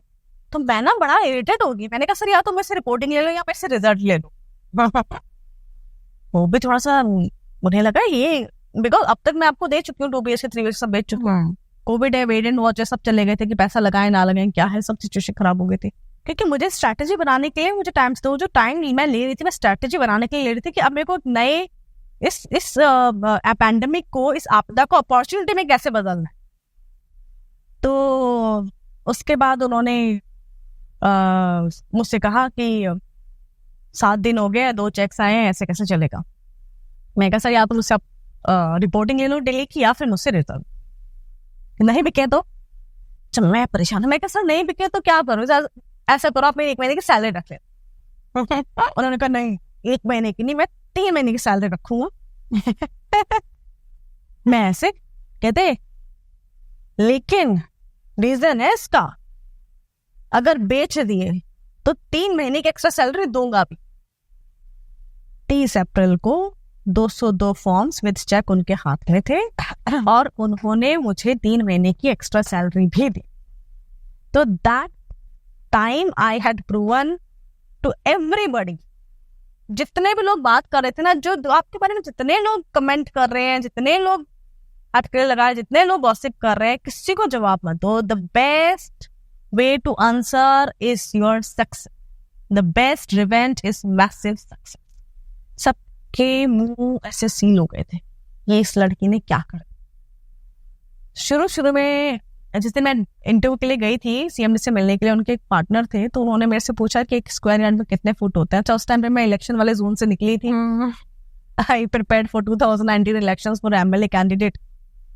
तो मेरे को याद नहीं कितना, तो उन्हें भी लगा ठीक है भाई साहब देख लो। And after this time he was the same man. उन्होंने कहा मैडम आप हमारा भी लग्जरी बेचो। तो मैंने कहा मैं लग्जरी बेचूंगी, लेकिन जिस दिन से मैंने कहा इस प्रोजेक्ट पे करना शुरू कर दिया, आपके पास कहीं से भी चेक आए, मेरा उसके अंदर इतना % कमीशन फिक्स के बेटा। 2 महीने का 3 महीने उसके भी आराम से 10-15 यूनिट हमने निकाल दिया। तो इस जर्नी के अंदर मैंने ये चीज देखी, दैट टाइम आई रियलाइज्ड कि there are no limits, limits only exist in mind.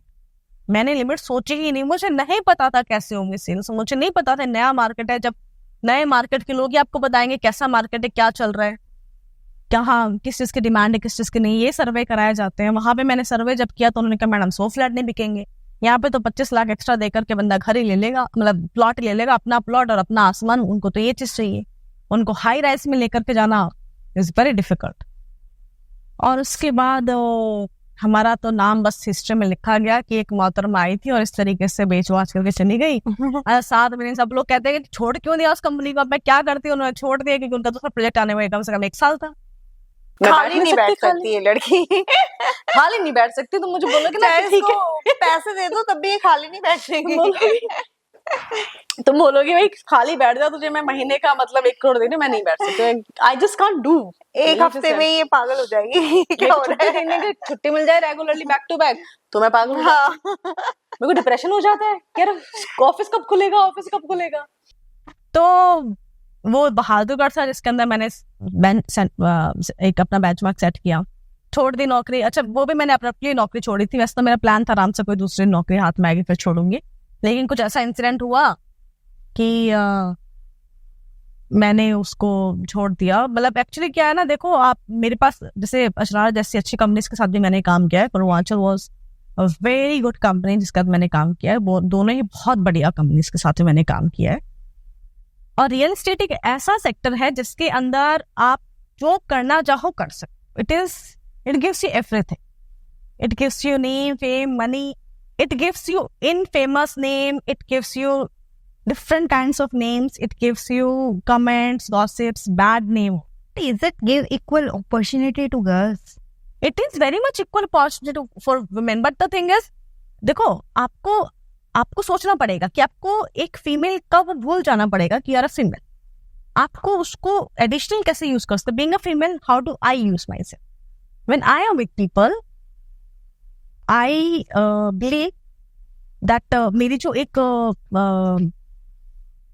जो भी स्टेटमेंट रहती है कंपैरेटिवली टू अ मैन, एक फीमेल को हम ज्यादा ट्रस्ट करते हैं। तो आई मेक श्योर कि जिस भी बिल्डर के साथ मैं काम कर रही हूँ उसका एक अच्छा इंटेंशन हो, सो दैट मैं अगर आगे किसी को सेल कर रही हूँ, उसको कोई चीज बता रही हूँ और वो मेरे बातों में आकर कोई चीज परचेज करे, तो कल को ये ना बोले कि मैंने तो भाई मैडम की बातों में आकर के लिया था और मैं फंस गया। इसलिए मेरे लिए बहुत जरूरी है कि कभी भी मेरे ऊपर कोई एलिगेशन इस तरीके का ना लगे, ठीक है। तो I always make sure builder के साथ मैं अच्छे काम करूं, इसकी इंटेंशन अच्छा। रियल एस्टेट के अंदर ना there are 2 kinds of builder. एक बिल्डर होता है जो गलती से डिफॉल्टर हो जाता है, एक होता है जो इंटेंशनली डिफॉल्ट करने के लिए आता कि जी मैं आया, मुझे प्रोजेक्ट लॉन्च करना, मुझे पैसा कमाना है, मुझे भाग जाना है, मुझे देना। क्या होगा अगर अपने मैंने कमा लिए, मैंने 50-60 करोड़ कमा लिए और अगर उसके लिए 2-3 साल जेल जाना पड़ेगा तो चले जाएंगे। ऐसे इंटेंशन के वे हैं, वो आकर के ना बिल्कुल ऐसे हवा बना देते हैं। एज ए कस्टमर मैंने देखा है ऐसे होता है कि आप गए हो, फ्लैट लेने गए हो वहाँ पे एक स्टाफ है अच्छे खासे, उन्होंने वादे कर दिए हैं आपसे, और जब आपका फ्लैट तो 2-3 साल के बाद मिलेगा, तब तक स्टाफ चेंज हो जाता है, फिर आप इसी के लिए जो बायर है ना, उसको देखो 2 चीजों के ऊपर बिल्कुल नहीं भटकना चाहिए। एक तो उसको ब्रांडिंग के ऊपर नहीं भटकना चाहिए कि ब्रांडिंग है कि आपको ना एक किसी कंपनी का नाम हर जगह सुनाई दे रहा है, हर जगह बज रहा है उस ब्रांडिंग, मतलब, लेकिन और आपने इसी वजह से कन्विंस होकर के ले लिया। देखो जो ब्रोकर आपको लेकर के जाएगा उसको अपने ब्रोकरेज मिलेगी, 10% हमने पेमेंट दी, आपने फिल्टर बाय एग्रीमेंट कराया, उसकी पेमेंट रिलीज होगी, उसको आपसे कुछ लेना देना नहीं। जो स्टाफ है, सेल्स स्टाफ है, वो वहां पे 6 महीने रहेगा, साल भर रहेगा, 10 साल रहेगा, उसकी भी कोई गारंटी नहीं। आपके घर की गारंटी देने वाला सिर्फ बिल्डर है। और ये आपको खुद को, आज के दिन में तो इतनी सारी चीजें हमारे पास में, thankfully we have RERA, everything is available on. आप पहले सर्च करो कि इसके अगेंस्ट में कितने केसेस हैं। अगर किसी बिल्डर के अगेंस्ट में बहुत सारे केसेस रेरा के अंदर है, मोर देन 100, भूल कर भी मत जाओ। सबसे पहले तो आपको प्लेटफॉर्म यही मिल जाता है। इसके बाद भी अगर आप आंख बंद करके जा रहे हो तो फिर तो कुएं में गिरने वाली बात है, कोई रोक नहीं सकता, क्योंकि आपने नाम सुना है। ऐसे बहुत सारे बिल्डर्स हैं जिनके आप ब्रांडिंग नहीं देखते हो, बहुत ज्यादा नाम नहीं सुनते हो, लेकिन वो ऑन टाइम डिलीवरी देते हैं और क्वालिटी कंस्ट्रक्शन आपको दे। अच्छा, कुछ आप ब्रांड्स देखोगे कि डिलीवरी तो दी है उन्होंने 1-2 साल लेट होकर के, लेकिन क्वालिटी ऑफ कंस्ट्रक्शन और भी पुअर है। आई रिमेम्बर उस टाइम पे हम पूर्वांचल रॉयल सिटी बेचा करते थे और साथ में प्रोजेक्ट था अमरपाली की पोजीशन हमसे 6 महीने पहले थी और रेट हमारे पूर्वांचल के उससे कम से कम 2,000 रुपए ज्यादा। तो लोग बोलते थे मैडम अमरपाली इतना बड़ा ब्रांड है पूर्वांचल का, तो हमने नाम नहीं सुना। जितने भी लोगों ने अमरपाली लिया सब रो रहे हैं, और जितने भी अफोर्ड कर सकते थे, बेच बूझ करके अफोर्ड कर सकते थे और पैसा लगा करके पूर्वांचल में शिफ्ट हुए। और पूर्वांचल रॉयल सिटी आज में एक बहुत बड़ा मतलब कि एक नाम है, और पूर्वांचल ने नाम सिर्फ और सिर्फ अपने काम से कमाया। उसके आप ब्रांडिंग ज्यादा नहीं दे, वो क्योंकि काम कर, जो इसके अंदर वेट होती है ना वो कम बचता है। कितना एम्प्टी वेसल मेक नॉइस, जो खाली बर्तन होगा उसके सिक्का डालोगे छन छन छन करेगा, लेकिन आप जब नोट डालते हो ना तो कभी आवाज नहीं कर। तो ये रियलिटी जो पुरानी हमारी कथाएं थी ना, बहुत सच है। आज के दिन में लोगों को बेवकूफ बनाना बहुत आसान है। आप सुबह से शाम तक रील्स चलाओ, मीडिया खरीद लो, होर्डिंग लगवा दो, न्यूज़पेपर में ऐड दे दो, रेडियो पे चलाओ, बंदा कन्विंस हो जाएगा। और नहीं कुछ है तो अच्छा कोई ब्रांड एम्बेसडर रख लो, कुछ भी बेचो, सब बिकता है, बेचने वाला चाहिए। लेकिन बीइंग अ बायर आप कितने समझदार हो, आपके कितनी सद्बुद्धि है। अच्छे लोग बेवकूफ बन जाते हैं क्योंकि वो मेहनत नहीं करना चाहते, अपनी आंख बंद करके ब्रांडिंग के पीछे भागते हैं कि जी इसका नाम बहुत सुना है, इस बिल्डर का नाम नहीं। सर भैया तुम्हें नाम क्या करना है, तुम काम देखो ना। आजकल इतने सारे नए लोग आए, हर दिन अभी देखो महिरा वाले का केस हो गया, अंदर चला गया, महिरा सब लोगों का पैसा चला गया। अच्छा, कुछ एथिकल डेवलपर्स थे जो गलती से चले गए, जैसे जेपी वॉज वेरी एथिकल, उसने कभी भी जानबूझ करके गलती नहीं करी। उसकी due to some situations, market scenario की वजह से चीजें खराब हुई, अदरवाइज वो भी बहुत अच्छा बिल्डर था, अनइंटेंशनली चीजें उसकी खराब हुई थी। बट जैसे अम्बरपाली है, सुपरटेक है, ये कुछ ऐसे नाम हैं जिन्होंने तो मतलब ऐसा था उस टाइम पे रेरा था नहीं, अबे 1 केस आ रहा है, 2 केस आ रहा है, उनको तो ऐसा था ये 100 केस रखेंगे, वो तो परेशान होगा। अब सोचो कोई अपनी EMIs वगैरह करा करके मिडिल मैन कोर्ट कचहरी से बचना चाहता है, कोई केस करेगा, इसको तो क्या करना है, एक अपना वकील रख लेना है, उसको नौकरी पे रख लेना, वो सारे दिन चक्कर काटेगा, उसका काम है चक्कर काटने का।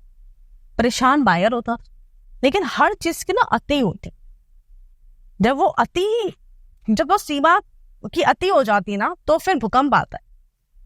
तब ये जो डिमोलिशन हुआ था सुपरटेक का, उस टाइम पे जज ने कहा था कि ये जो अरोड़ा जी है ना, ये आंख कान नाक मुंह से हर जगह से चोर नजर आते हैं, इनको 1% का एग्जेम्पशन नहीं मिलेगा, और दोनों ट्विन टावर्स का डिमोलिशन हम सब ने दी। इसको बनाने में इन्होंने सालों लगा दी।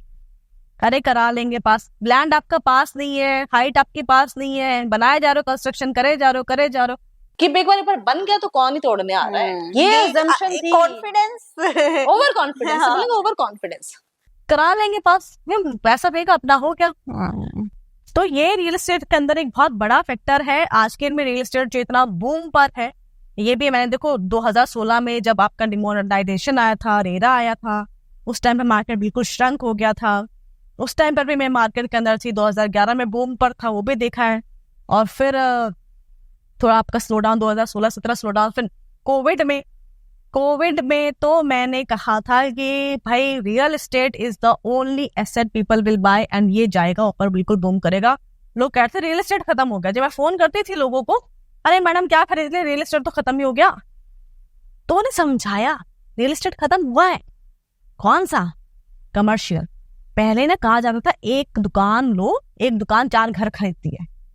ठीक है, सिचुएशन ये थी कोविड से पहले कि जैसे नौकरी लगती थी बंदी की ख्वाहिश होती थी मैं गाड़ी ले रह लूंगा, बेशक एक पीजी में रह लूंगा, एक कमरे में 4 दोस्तों के साथ रह लूंगा, लेकिन गाड़ी होनी चाहिए भाई। गाड़ी गाड़ी गाड़ी, हर किसी को EMI पे गाड़ी चाहिए। कोविड में जब आइसोलेशन वाला टाइम आया, जिनके पास घर नहीं थे, इस वजह से उन्होंने अपने जाने गंवाई। पीपल रियलाइज कि भैया जो भी है घर अपना होना चाहिए, कम से कम आपका 2 BHK 3 BHK तो होना चाहिए। कि हस्बैंड वाइफ बच्चा है, फैमिली है, उसके लिए इतना तो घर होना ही चाहिए। तो कमर्शियल की इन्वेस्टमेंट से लोग आगे रेजिडेंशियल। दूसरा, ऑनलाइन डिलीवरी वगैरह सब इतना स्टार्ट हो गया कि दुकानें ऑलमोस्ट ना के बराबर हो गई, शॉपिंग्स वगैरह ना के बराबर हो गई। People become used two of it. Work from home culture ने IT स्पेसेस खाली करा दिए। सबसे एक्सपेंसिव आपके IT स्पेसेस थे जिन्होंने कमर्शियल रियल एस्टेट को बहुत बूम पर चलाया था, इन्वेस्टर्स को खूब पैसा डालते थे। अब उन्होंने कहा जी नहीं, ये भी खाली पड़ गए, सब नुकसान में चले गए। तो ये 2 चीजों में बहुत बड़ा ड्रॉप डाउन आया था, IT spaces and the commercial spaces, like shops वगैरह SEO के अंदर आया था। रेजिडेंशियल में तो डिमांड उसके बाद बढ़ी ही बढ़ी, और रेजिडेंशियल की डिमांड कभी खत्म ही नहीं होगी। इसका एक सिंपल सा उदाहरण है, देखो population is unlimited but property is limited. ठीक है, प्रॉपर्टी नहीं बढ़ने वाली, आपका जो लैंड है वो अर्थ उतना ही रहेगा, आप उस पर कितने ही गुना लेकर के आ जाओ लोग, लैंड उतना ही रहेगा, उस पे जमीन उतनी रहेगी और घर आप उतनी ही बना सकते हो। पॉपुलेशन में तो अब हमने चाइना को भी बीट कर दिया। चाइना को बीट कर दिया, लेकिन आप उस चाइना को अपने बीट कर दिया, लेकिन आप अपनी उसको बॉर्डर्स को तो नहीं बढ़ा सकते ना कि भाई हमारी पॉपुलेशन ज्यादा बढ़ेगी तो हमें लैंड भी ज्यादा दे दो। वो नहीं कर सकते, उसी लैंड के अंदर आपको करना पड़ेगा मर्ज। तो ये एक बहुत बड़ा फैक्टर है जिसकी वजह से रेजिडेंशियल, तो लोग ये सोच रहे हैं कि ना रेजिडेंशियल अब नीचे जाएगा, रियल एस्टेट नीचे जाएगा, नहीं जाएगा, रेजिडेंशियल नीचे नहीं जा रहा। रेजिडेंशियल तो अच्छा ऐसा हो गया कि कुछ लोगों के ये this a basic need, house is a basic need, हर किसी को चाहिए, आप मैं सबको चाहिए। ठीक है, सबको है कि हमें खरीदा, एक खरीद लिया कर, चलो यार एक और हो जाए, बच्चे 2 बच्चे तो 2 घर हो जाए उनके लिए। तो residential property is a need, जिसके पास जितना पैसा उस हिसाब से उतना लेता है। दूसरा, सबसे सेफेस्ट इन्वेस्टमेंट है आपकी। डिमोनेटाइजेशन पता नहीं कब हो जाए, कब से फिर से करेंसी चेंज हो जाए, तो आप घर में कैश रख नहीं सकते, आपको कहीं ना कहीं लगाना है। स्टॉक मार्केट का पता नहीं कब क्रैश हो जाए। बिटकॉइन ऐसा है कि भाई एक इंसान के पास सारा का सारा आपके पास डेटा है, उसने ऑफ कर दिया अपना स्विच, सब खत्म, ढूंढते रह जाओ। पीछे हुआ भी एक सीरीज पे आई है इसके ऊपर, बिटकॉइन के ऊपर, काफी लोगों का पैसा चला गया था बिकॉज CEO के पास सबका एक्सेस था। CEO गायब हो गया, बाद में पता चला इंडिया में उसको कुछ हो गया and he died there and many people lost their money. आजकल केसेस चल रहे हैं, कोई डॉक्यूमेंट्री है उसका मुझे नाम याद नहीं आ रहा। फिर कमर्शियल है, कमर्शियल में लोग इतना एक्टिव है नहीं, IT spaces, work from home, कुछ लोगों ने तो अनलिमिटेड दे दिया। घर एक ऐसा है भाई, शादियां होती रहेंगे, बच्चे होते रहेंगे, पॉपुलेशन बढ़ती रहेगी, तो ये तो हमारे पास आएंगे, किराएदार आते रहेंगे आपके पास में, लोग आते रहेंगे, प्रॉपर्टी के प्राइसेस बढ़ते रहेंगे। This is a very simple फंडा, चाहे आप कहीं भी लो। अच्छा, दूसरी बात आपको ये हमेशा ध्यान में रखना चाहिए कि प्रॉपर्टी जो आप ले रहे हो वो आज की डेट में लेटेस्ट, मतलब पहली बात तो RCC कंस्ट्रक्शन होनी चाहिए, माइवन कंस्ट्रक्शन में जिसे बोलते हैं, क्योंकि उसकी लाइफ बहुत स्ट्रांग होती है। दूसरा, बिल्डर ऐसा हो जिसने प्रोजेक्ट्स दे रखे हैं, पहले आप उसके एग्जिस्टिंग प्रोजेक्ट्स देख करके आओ। मेंटेनेंस का इशू भी सेकेंडरी है, मेंटेनेंस कैसे नहीं, लेकिन आप उसको देखो क्वालिटी कितनी अच्छी है, ऊपर से प्लास्टर तो नहीं गिर रहा, जैसे पता चला चिंतल्स में बैठे थे, ऊपर से छत गिरती हुई आई और 10 फ्लोर तक छत गिरती रही। ठीक है ना, तो वो बहुत बड़ा ब्रांड था, हकीकत ये थी। तो ब्रांड में जाना है तो ये हकीकत मिलेगी, कभी भी हो सकती है। या फिर आप ऐसे इंसान के साथ जाओ, ऐसे बिल्डर के साथ में जाओ जिसने एथिकली काम किया है, ज्यादा अपना शोर शराबा करता नहीं है, लेकिन टाइमली डिलीवरी देता है और क्वालिटी की कंस्ट्रक्शन देता है। ये 2 मेन फैक्टर्स होने चाहिए। आज के में देखो लोकेशन में बहुत बड़ा फैक्टर नहीं है, क्योंकि maximum people are having their own. 1 crore से ऊपर की प्रॉपर्टी लेने के हमारे पास अपनी गाड़ी है ही। ठीक है, दूसरी बात, अगर आपको जाना है क्या उससे भी जाना है, मतलब अगर मेट्रो वगैरह से जाना, तो आजकल आपको मोटर बाइक्स मिल जाती हैं, connector bikes, Ola bikes, specially in city. हाँ, तो हर जगह अब आपको ये नहीं देखना कि बस स्टेशन के पास में घर मिले या मेट्रो के पास में घर मिले, अब तो हर जगह पर ओला ऊबर आ रही। तो आपको घर ऐसी जगह पे चाहिए और घर आपको एक ऐसा देखना चाहिए जिसके अंदर एक क्वालिटी हो और एक टाइमली डिलीवरी। ये दो चीज आपके बहुत अगर कोई इंसान लोन लेकर के बना रहा है और उसका आपने 10 साल का या 15 साल का अपना टेन्योर चल रहा है और आपने सोचा है 5 साल के अंदर मुझे हैंड ओवर मिलेगा, 5 साल से अगर 7 साल डिले हो जाता है और आपका रेंट जा रहा है तो आपकी चीज उसमें वैसे ही खराब हो जाएगी। बहुत सारी चीजें होती हैं जो उथल पुथल हो जाती है। दूसरी बात, क्वालिटी कैसी मिलेगी। अब पता चला आपने घर तो ले लिया और 1 साल के बाद उसका प्लास्टर गिरने लगा, क्रैक्स आने लगे, चीजें गिरने लगी, तो उसका कोई फायदा नहीं, क्योंकि उस प्रॉपर्टी की फिर वैल्यू आगे होकर जाएगी नहीं। प्लॉट्स बहुत अच्छी एक सेफ इन्वेस्टमेंट है। प्लॉट्स ले लिया आपने, चलो ठीक है, जो मन चाहे बनाना, लेकिन प्लॉट्स में जो नेगेटिव पॉइंट है वो ये पॉइंट है कि आपके बगल वाला कैसा है पता नहीं। सेफ्टी सिक्योरिटी का इश्यू प्लॉट्स के अंदर है। बेशक सोसाइटी है वो आपकी, लेकिन आपके आस पड़ोस वाले ना कैमरे की तरह लगे रहते हैं। हाँ, प्राइवेसी आपके प्लॉट्स के अंदर नहीं रहती है। फ्लैट्स के अंदर आपकी प्राइवेसी रहती है, आपकी सेफ्टी रहती है, सिक्योरिटी रहती है, आपके बच्चों को एक अच्छा एटमॉस्फेयर मिलता है, आप टेंशन फ्री रहते हो, all the time there are cameras. तो आज के डेट में मतलब ये है कि आपको एक पहले तो पैसे कमाने के लिए आप मेहनत करते हो, उसके बाद खुद की सेफ्टी के लिए मेहनत करते हो। It is really not easy to keep yourself safe, which is very much important. तो ये कुछ चीजें हैं जो रियल एस्टेट के अंदर ध्यान रखनी पड़ती है। और मैं जैसा मेरा मानना है, मेरे लिए जो मैं जब किसी बिल्डर को ज्वाइन करती हूँ, मेरे लिए उसकी कुछ चीजें बहुत इंपॉर्टेंस रखती हैं। ऑफकोर्स बीइंग एन एम्प्लॉय मैं चाहती हूँ टाइमली सैलरी मिले, जो हमारे डीलर्स हैं उनको टाइमली ब्रोकरेज मिले, और जो हमारे क्लाइंट्स हैं उनको टाइमली डिलीवरी। क्योंकि मैं जिस चीज के अंदर, मैं जिस डील के अंदर बैठी हूँ, जिस डील के अंदर मेरी फेस वैल्यू पे, मेरी बातों में आकर के डीलर्स काम कर रहा है, क्लाइंट को लेकर के आ रहा है, क्लाइंट प्रॉपर्टी ले रहा है, तो उन तीनों के लिए मैं एक फेस बन जाती हूँ। ठीक है, बिल्डर का नाम वहां पर है, लेकिन wherever I go I want to take their blessings, I don't want to take their curse. ठीक है, मैं नहीं चाहती लोग बोले कि अच्छा वो हम तो मैडम ने ऐसे बोला था, and because she is a female हमें तो लगा भी सही सच बोल रही होगी और हमने तो ले लिया, जब हमने डिसीजन ले लिया और हमें तो फंसा दिया उसने। वो चीज मैं नहीं चाहती हूँ, बिकॉज ये आपके एक कहते ना एक जमा पूंजी बंदी चली जाती है। जो नाम एक जो होता है ना, नेम मैटर्स, कहते ना what's in the name matters a lot. आप किस तरीके का काम करते हो वो बहुत मैटर करता है। रियल एस्टेट के अंदर लोग मुझे डेंजरस वुमन बुलाते हैं। ऐसा क्यों? डेंजरस वुमन इसलिए बुलाते हैं क्योंकि तो मैंने भी पहली बार सुना है। हाँ, मतलब मैंने भी पहली बार सुना था जब there is a person, he is a very big investor and rich man, an entrepreneur. तो उनसे जब बात हुई तो उन्होंने कहा यू द पूनम चौधरी। मैंने कहा so my god you are a very dangerous woman. मैंने इन व्हाट सेंस? मैंने कहा कहते कि if you are with somebody, और तो उस इंसान को कोई रोक नहीं सकता, and if you are against somebody, किसने आपको कुछ परेशान कर दिया, उसको कोई बचा नहीं सकता। अब भाई दैट्स ट्रू। नहीं, अब उसने क्यों बोला ये मुझे नहीं पता है, आई नो दैट क्यों बोला। ठीक है, बट ऐसा हुआ है 2-4 बारी। देयर वाज अ पर्सन जिसने मेरे बारे में यूज टॉक कर दी थी बहादुरगढ़ में, और भाई मेरी नौकरी पर बात आ गई थी। मुझे उस टाइम पे नौकरी की बड़ी जरूरत थी और उसकी वजह से मेरा थोड़ा सा नाम खराब हुआ। मैंने कुछ नहीं किया, आई रियली डिड नथिंग। लेकिन देखो, जिसका कोई नहीं होता उसका ऊपर वाला होता है। मैं सिर्फ भगवान से जाके कंप्लेंट करती हूँ और उसके बाद वो किसी मर्डर केस के अंदर चला गया। ठीक है, दूसरी एक लेडी आई थी, उसने भी बहुत लूज टॉक करी थी। वो मतलब एडिशनल क्या कहते हैं क्या कहते हैं, एडिशनल डायरेक्टर थी, एडिशनल जनरल सेक्रेटरी, कुछ तो ऐसी थी। इंदौर में कांग्रेस गवर्नमेंट के साथ में, वो इंदौर में, मध्य प्रदेश इंदौर में अपनी किसी बड़ी पोजीशन पे थी, गवर्नमेंट पोजीशन पे। मेरे बारे में उसने स्टॉप कर दी। अच्छा, 1 हफ्ते के बाद एक सरकार पलट गई, रोड पे आ गई, मेरे पास कहती है मुझे रहने के जगह नहीं है, घर नहीं है, अपने घर में अकोमोडेट कर ले। तो भाई अब मैंने कुछ नहीं किया, उसमें भी मैंने ट्रस्ट भी कुछ नहीं किया, गॉड स्वेयर मैंने कुछ नहीं। अच्छा, एक रिलेशनशिप मेरा शुरू हुआ था जिसके अंदर पता चला बाद में कि लड़का ऑलरेडी मैरिड है और उसने मतलब बेवकूफ बनाया था क्या है। तो वो भी बहुत सितारों पर पहुंच गया, वो भी उससे खूब कमाया। जब दैट आई टोल्ड यू ना, तुम जिसके साथ होते हो एक बार पहुंच जाते हो सितारों। अब जैसे मैंने छोड़ा फिर वो वापस बैक टू आ रहा ही था।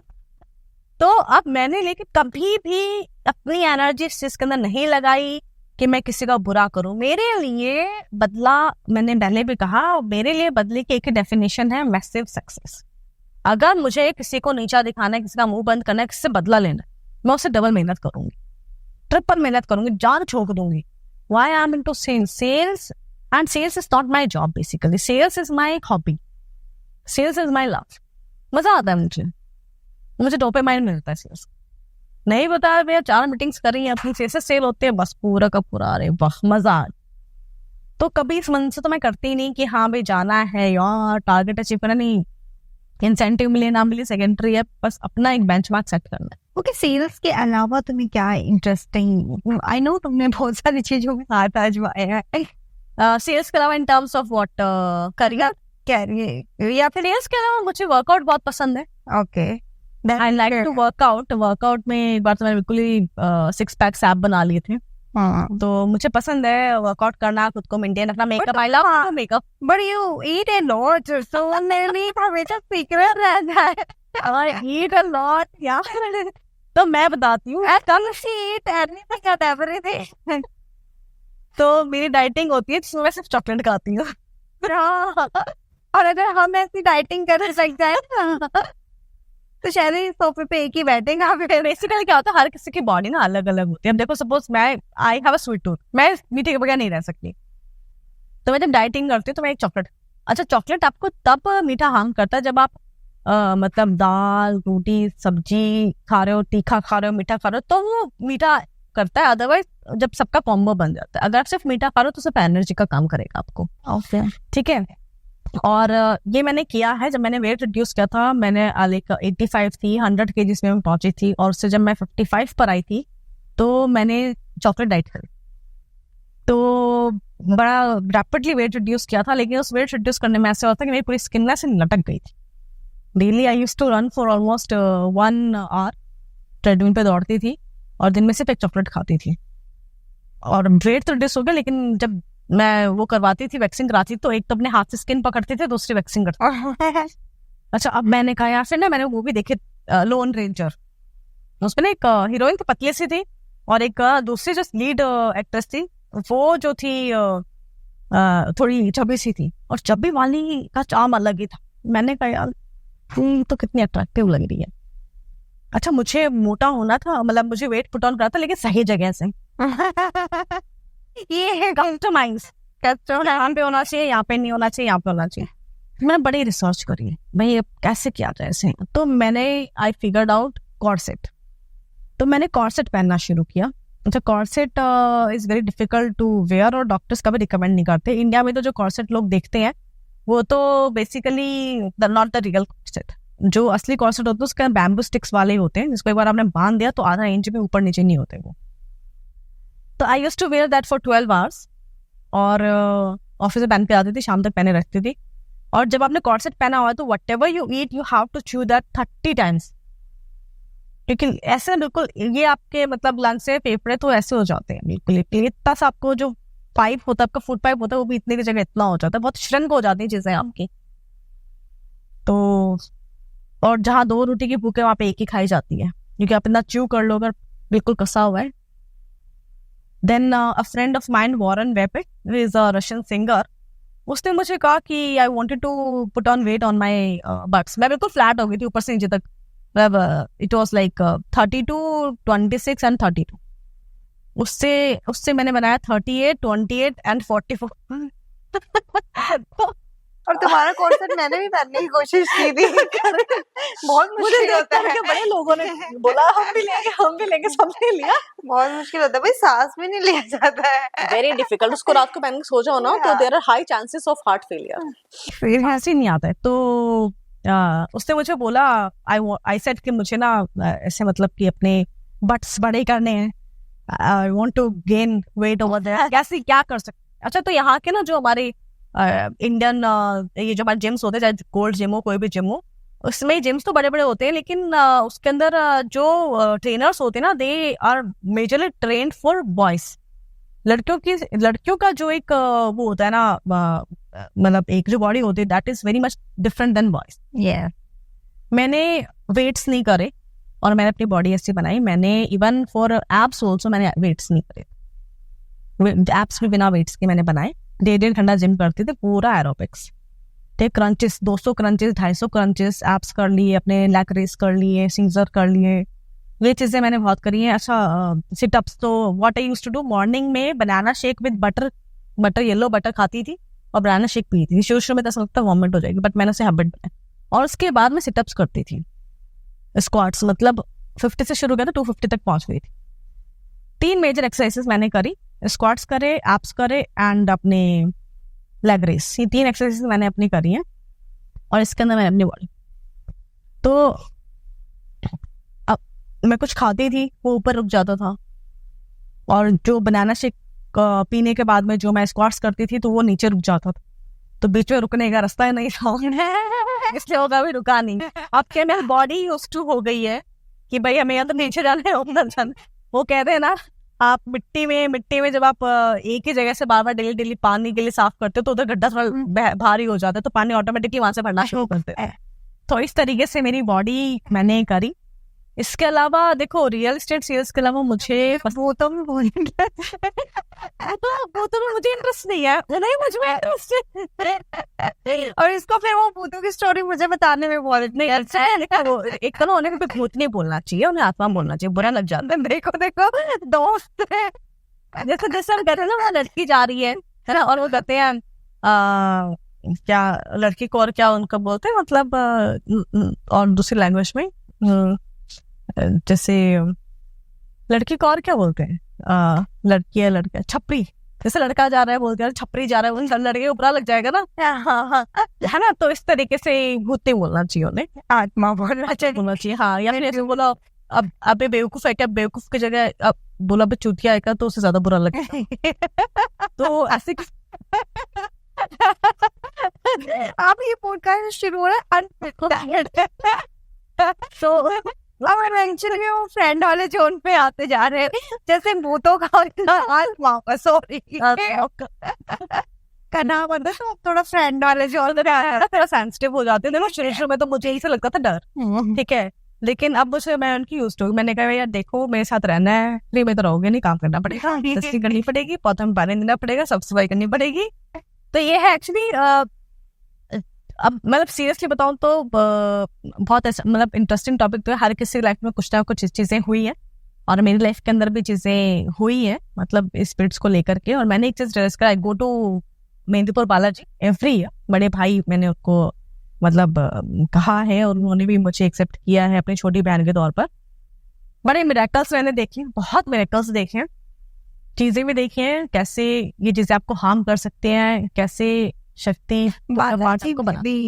1 या 2 बार तुम्हारे साथ गई हूँ, and I have feel that energy, बहुत स्ट्रॉन्ग एनर्जी है, बहुत स्ट्रॉन्ग एनर्जी है। When you enter and when you come out ना, you are red light up, मतलब ऐसा लग रहा है कि आप 100 किलो से 50 किलो हो गए हो। तो मैं को वैसे इतना बिलीव नहीं है इन सब चीजों में, बट ये वाला एनर्जी वाला मैंने रियलाइज किया है।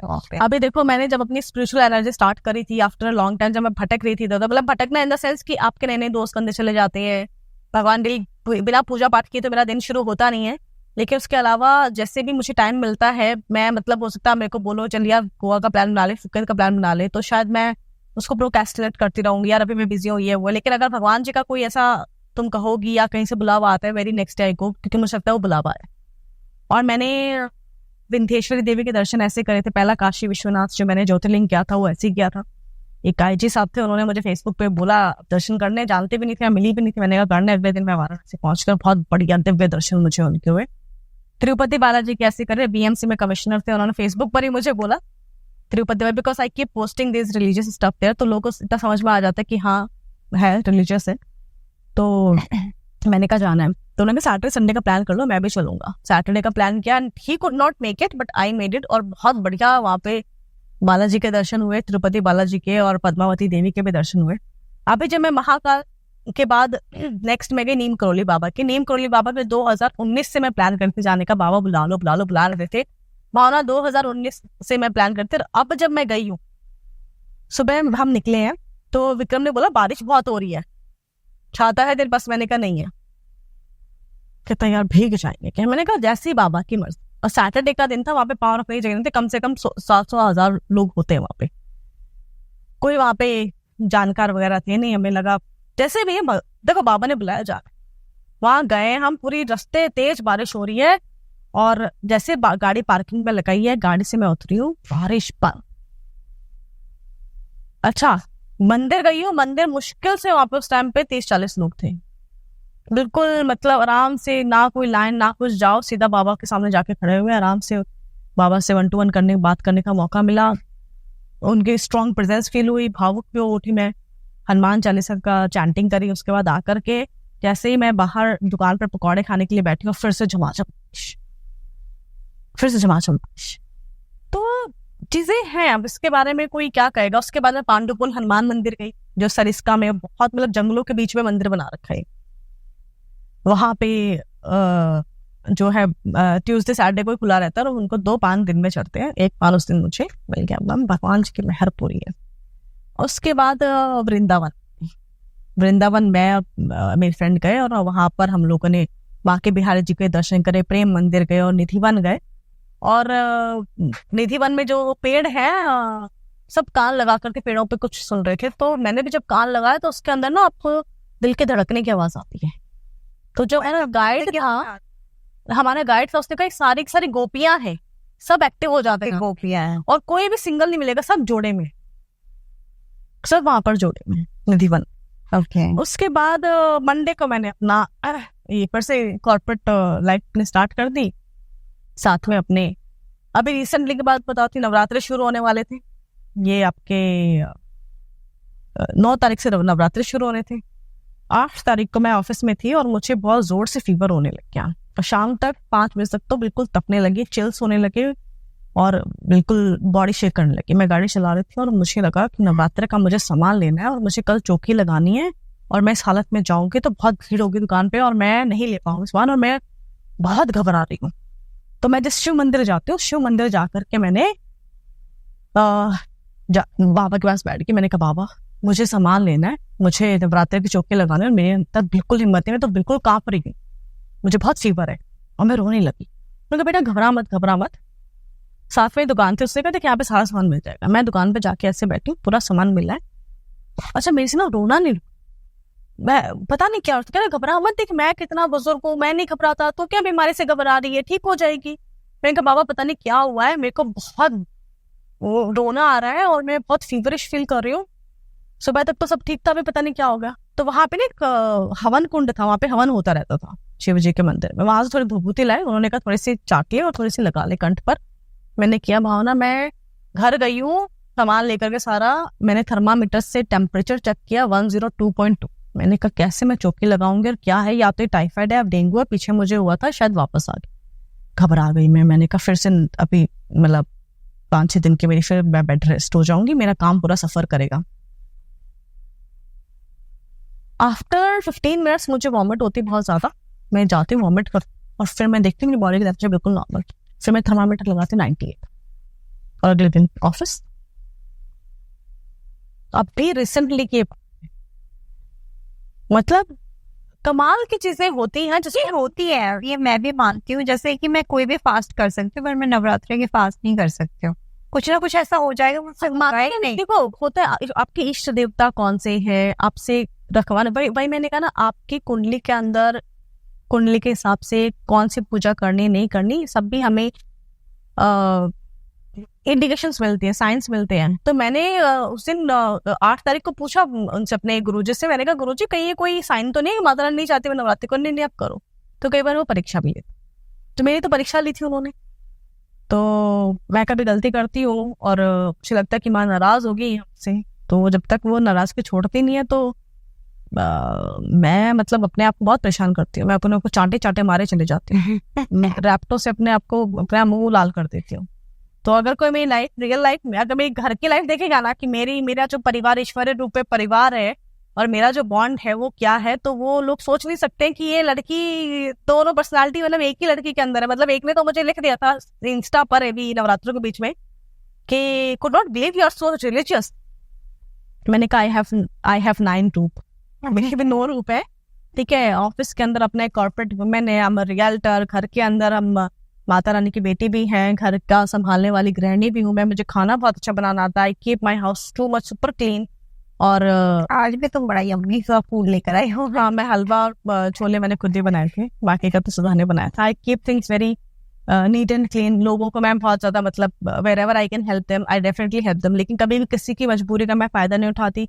जहां पर भी उसको सही राह दिखाना, देखो कई बार क्या होता है, लोग मजबूर होते हैं, उनको सही राह दिखाना भी आपका फर्ज बनता है, ठीक है। मुझे लेकर के बहुत लोगों के अंदर बहुत सारी अलग अलग तरीके की जजमेंटल्स होती हैं चीजें, ठीक है। मैंने कुछ गलत लोगों के साथ भी काम किया जो मतलब अपने नाम की वजह से बदनाम थे, लेकिन मुझे लगा कि मेरे लिए वो सही है, मेरे लिए उनकी इंटेंशन खराब नहीं है, तो मैं डेफिनेटली उनके लिए कुछ कर सकती हूँ। लेकिन कई बार ऐसा होता है वहाँ ना कि कोयला होता है ना, कोयला को आप कितना ही सफाई करने की कोशिश करो काला ही रहेगा, लेकिन उसको साफ करने के चक्कर में आपके हाथ काले हो जाएंगे। That's true. तो ये वाले रिस्क मैंने खराब लिए हैं, जिसके अंदर काफी हद तक मेरा नाम भी खराब हुआ। तो इन सब चीजों को साइडलाइन करते हुए एक चीज मैंने डेफिनेटली सीखी है, देखो आपको सक्सेस का there is no shortcut, slow and steady wins the race, honesty is the best policy. हमारे रियल एस्टेट के अंदर भी दाएं बाएं तरीके से कमाने के बहुत रिश्ते हैं। ओके, आज के जो यंगस्टर हैं उनके लिए क्या टिप्स होंगे तुम्हारे? देखो यंगस्टर्स आज के लिए एक तो उनमें पेशेंस नहीं है, हमारी सोशल लाइफ के बिहाफ पे हमें बहुत जल्दी जज कर लिया जाता है।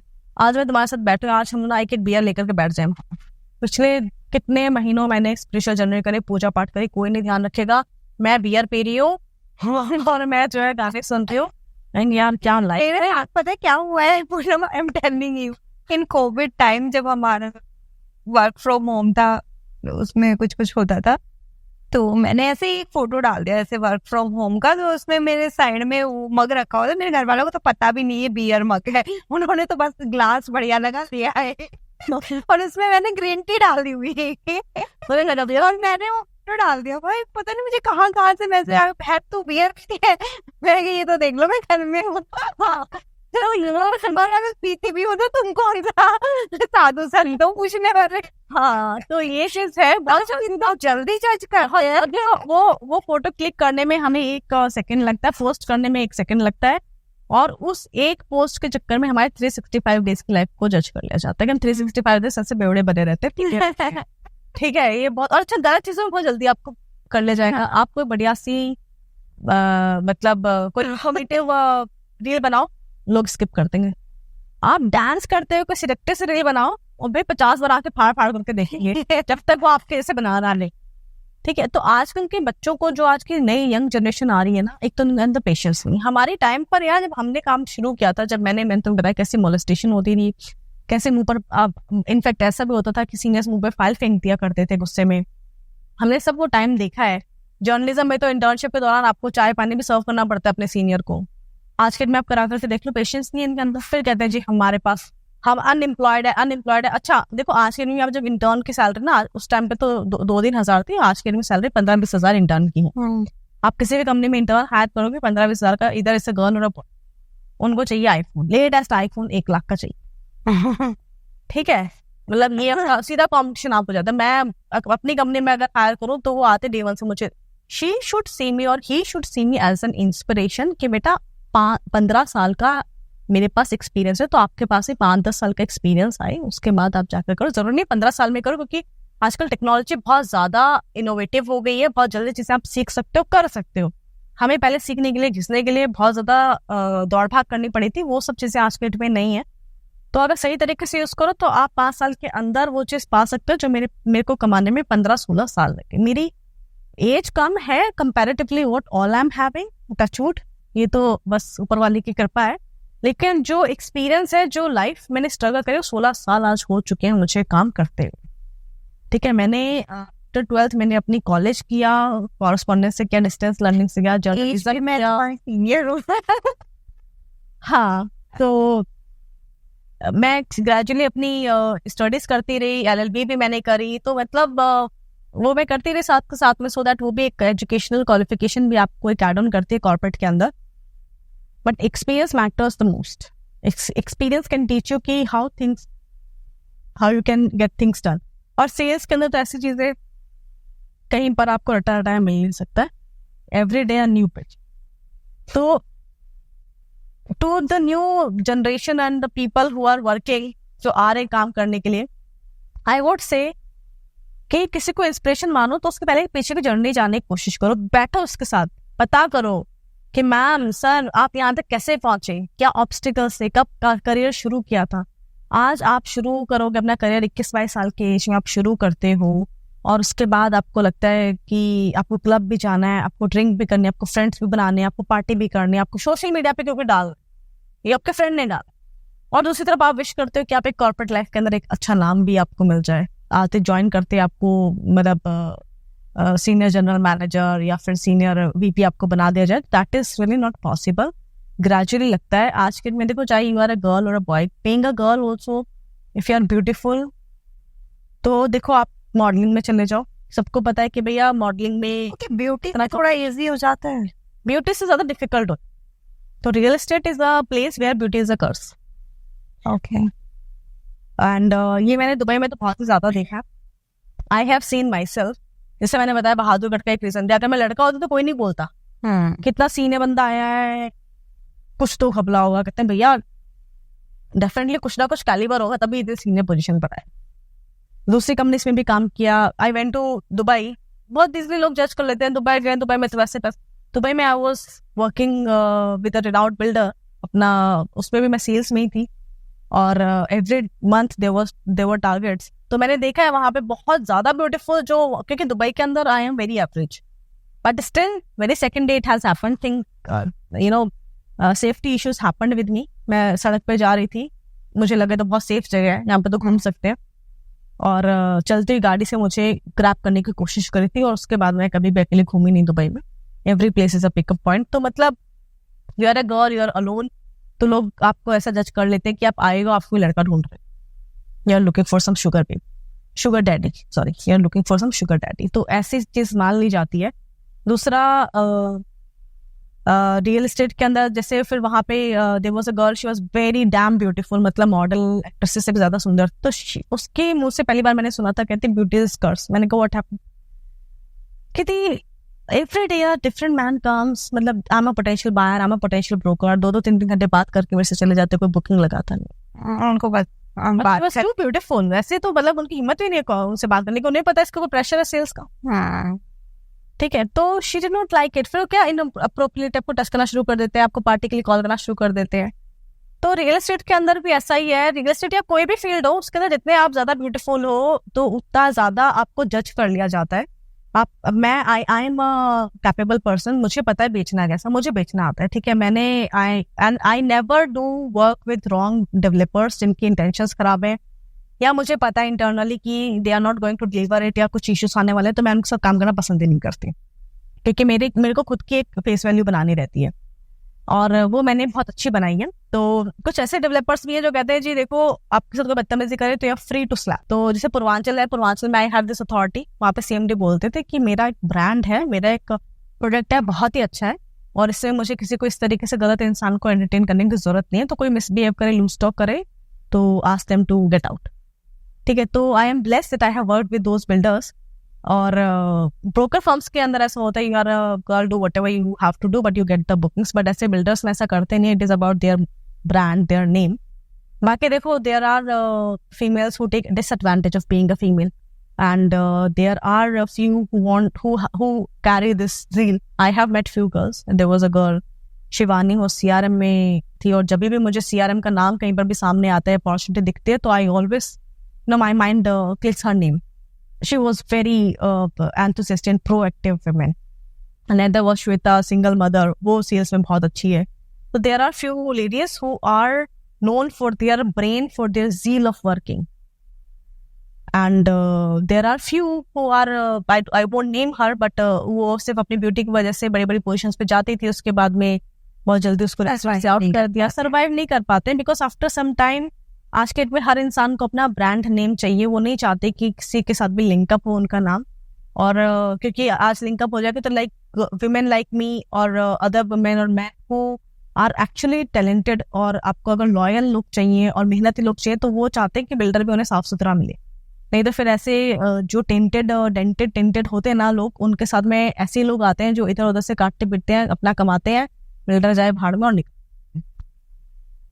तो ये सब चीजें हैं and there are much more to talk but Loads of interesting stories are ending. but to the new generation, do not judge any book by its cover. Get into the story, learn about it. एक आप उसके character को देख करके उसकी life जज नहीं कर सकते. मुझे देख करके आप जज नहीं कर सकते कि भाई मैं इतनी धार्मिक हूँ. ठीक है, आप किसी धार्मिक इंसान को देख करके नहीं जज कर सकते. किसी पंडित को देख कर जज नहीं कर सकते दारू पीते हैं, नॉनवेज खाते हैं. ठीक है ना, तो वी शुड नॉट जज until unless we know the person personally. ठीक है, एंड नेवर एवर, देखो मैंने तो सबसे बड़ा मंत्र दे दिया जी, अगर कभी भी किसी का बुरा चाह रहे हो तो बड़ाई करो, क्योंकि अगर आपने बुराई उसकी कर दी तो उसका श्राप आपके ऊपर आ जाए. बिचिंग करने से बचो, निंदा करने से बचो. और there is no shortcut for success. आपको अपनी कोई ना कोई स्किल डेवलप करनी पड़ेगी. इसमें आपको पता है, इसमें A to Z मुझे आता है. रियल एस्टेट के अंदर मुझे पता है कोई प्रोजेक्ट लॉन्च हो रहा है तो उसकी LOI से लेकर के उससे पोजीशन तक everything I can manage, I have managed. ठीक है, तो sales is just a part. उसके अलावा legal compliances and other licensing things and other kind of CRM admin marketing tasks that also I have handled and I can definitely handle on a bigger project. That's what I'm looking for. I'm soon planning to start something of my own with the same mindset. And apart from that, I like to do workout, to look beautiful, to stay fit, and not to impress any men. We can discuss this thing in our next podcast about man and relationships and much more. So for anything related to real estate, you can follow my Insta page, Own an Asset, OWNANASSET, Own an Asset. And वहाँ पे you can contact me. That is handled by me only and open to public. That's all. Anything else, Bhavna? Thank you so much, Poonam. Yeah. And ये interesting stories अभी खत्म हमारी हो रही है. Interesting story. We have talked about the relationship and man, and the ghost and upright. And next chapter we will talk about the spirits clairvoyant and Arushi Talwar. And हमने उनकी spirit को कैसे एनकाउंटर किया था. That's what. Yes. तो guys, ये हूँ मैं आपकी आज की मेहमान, आपकी आज और की आपकी होस्ट की दोस्त पूनम चौधरी विद भावना. ये आपने स्टूडियो अड्डा पर हमारा देखा है podcast. And we have much more to talk. हम फिर मिलेंगे. और आपके अगर आप कुछ और टॉपिक्स के बारे में चाहते हो कि आई शुड डिस्कस, तो आप कमेंट सेक्शन में बता सकते हो. And will explain, will elaborate on those topics. और उसके बारे में हम ज्यादा जाकर के एक्सप्लेन करेंगे, अपनी लाइफ आपको बताएंगे. बिकॉज हम लोगों ने लाइफ बहुत कम उम्र में बहुत ज्यादा लाइफ देखी. Bhavna herself has a different kind of story. और नेक्स्ट टाइम मैं चाहती हूँ कि मैं होस्ट बनूं और ये मेरी गेस्ट बने और मैं इसका इंटरव्यू लूं. तो stay tuned with us. Take care and Jai Shri Ram. Thank you so much.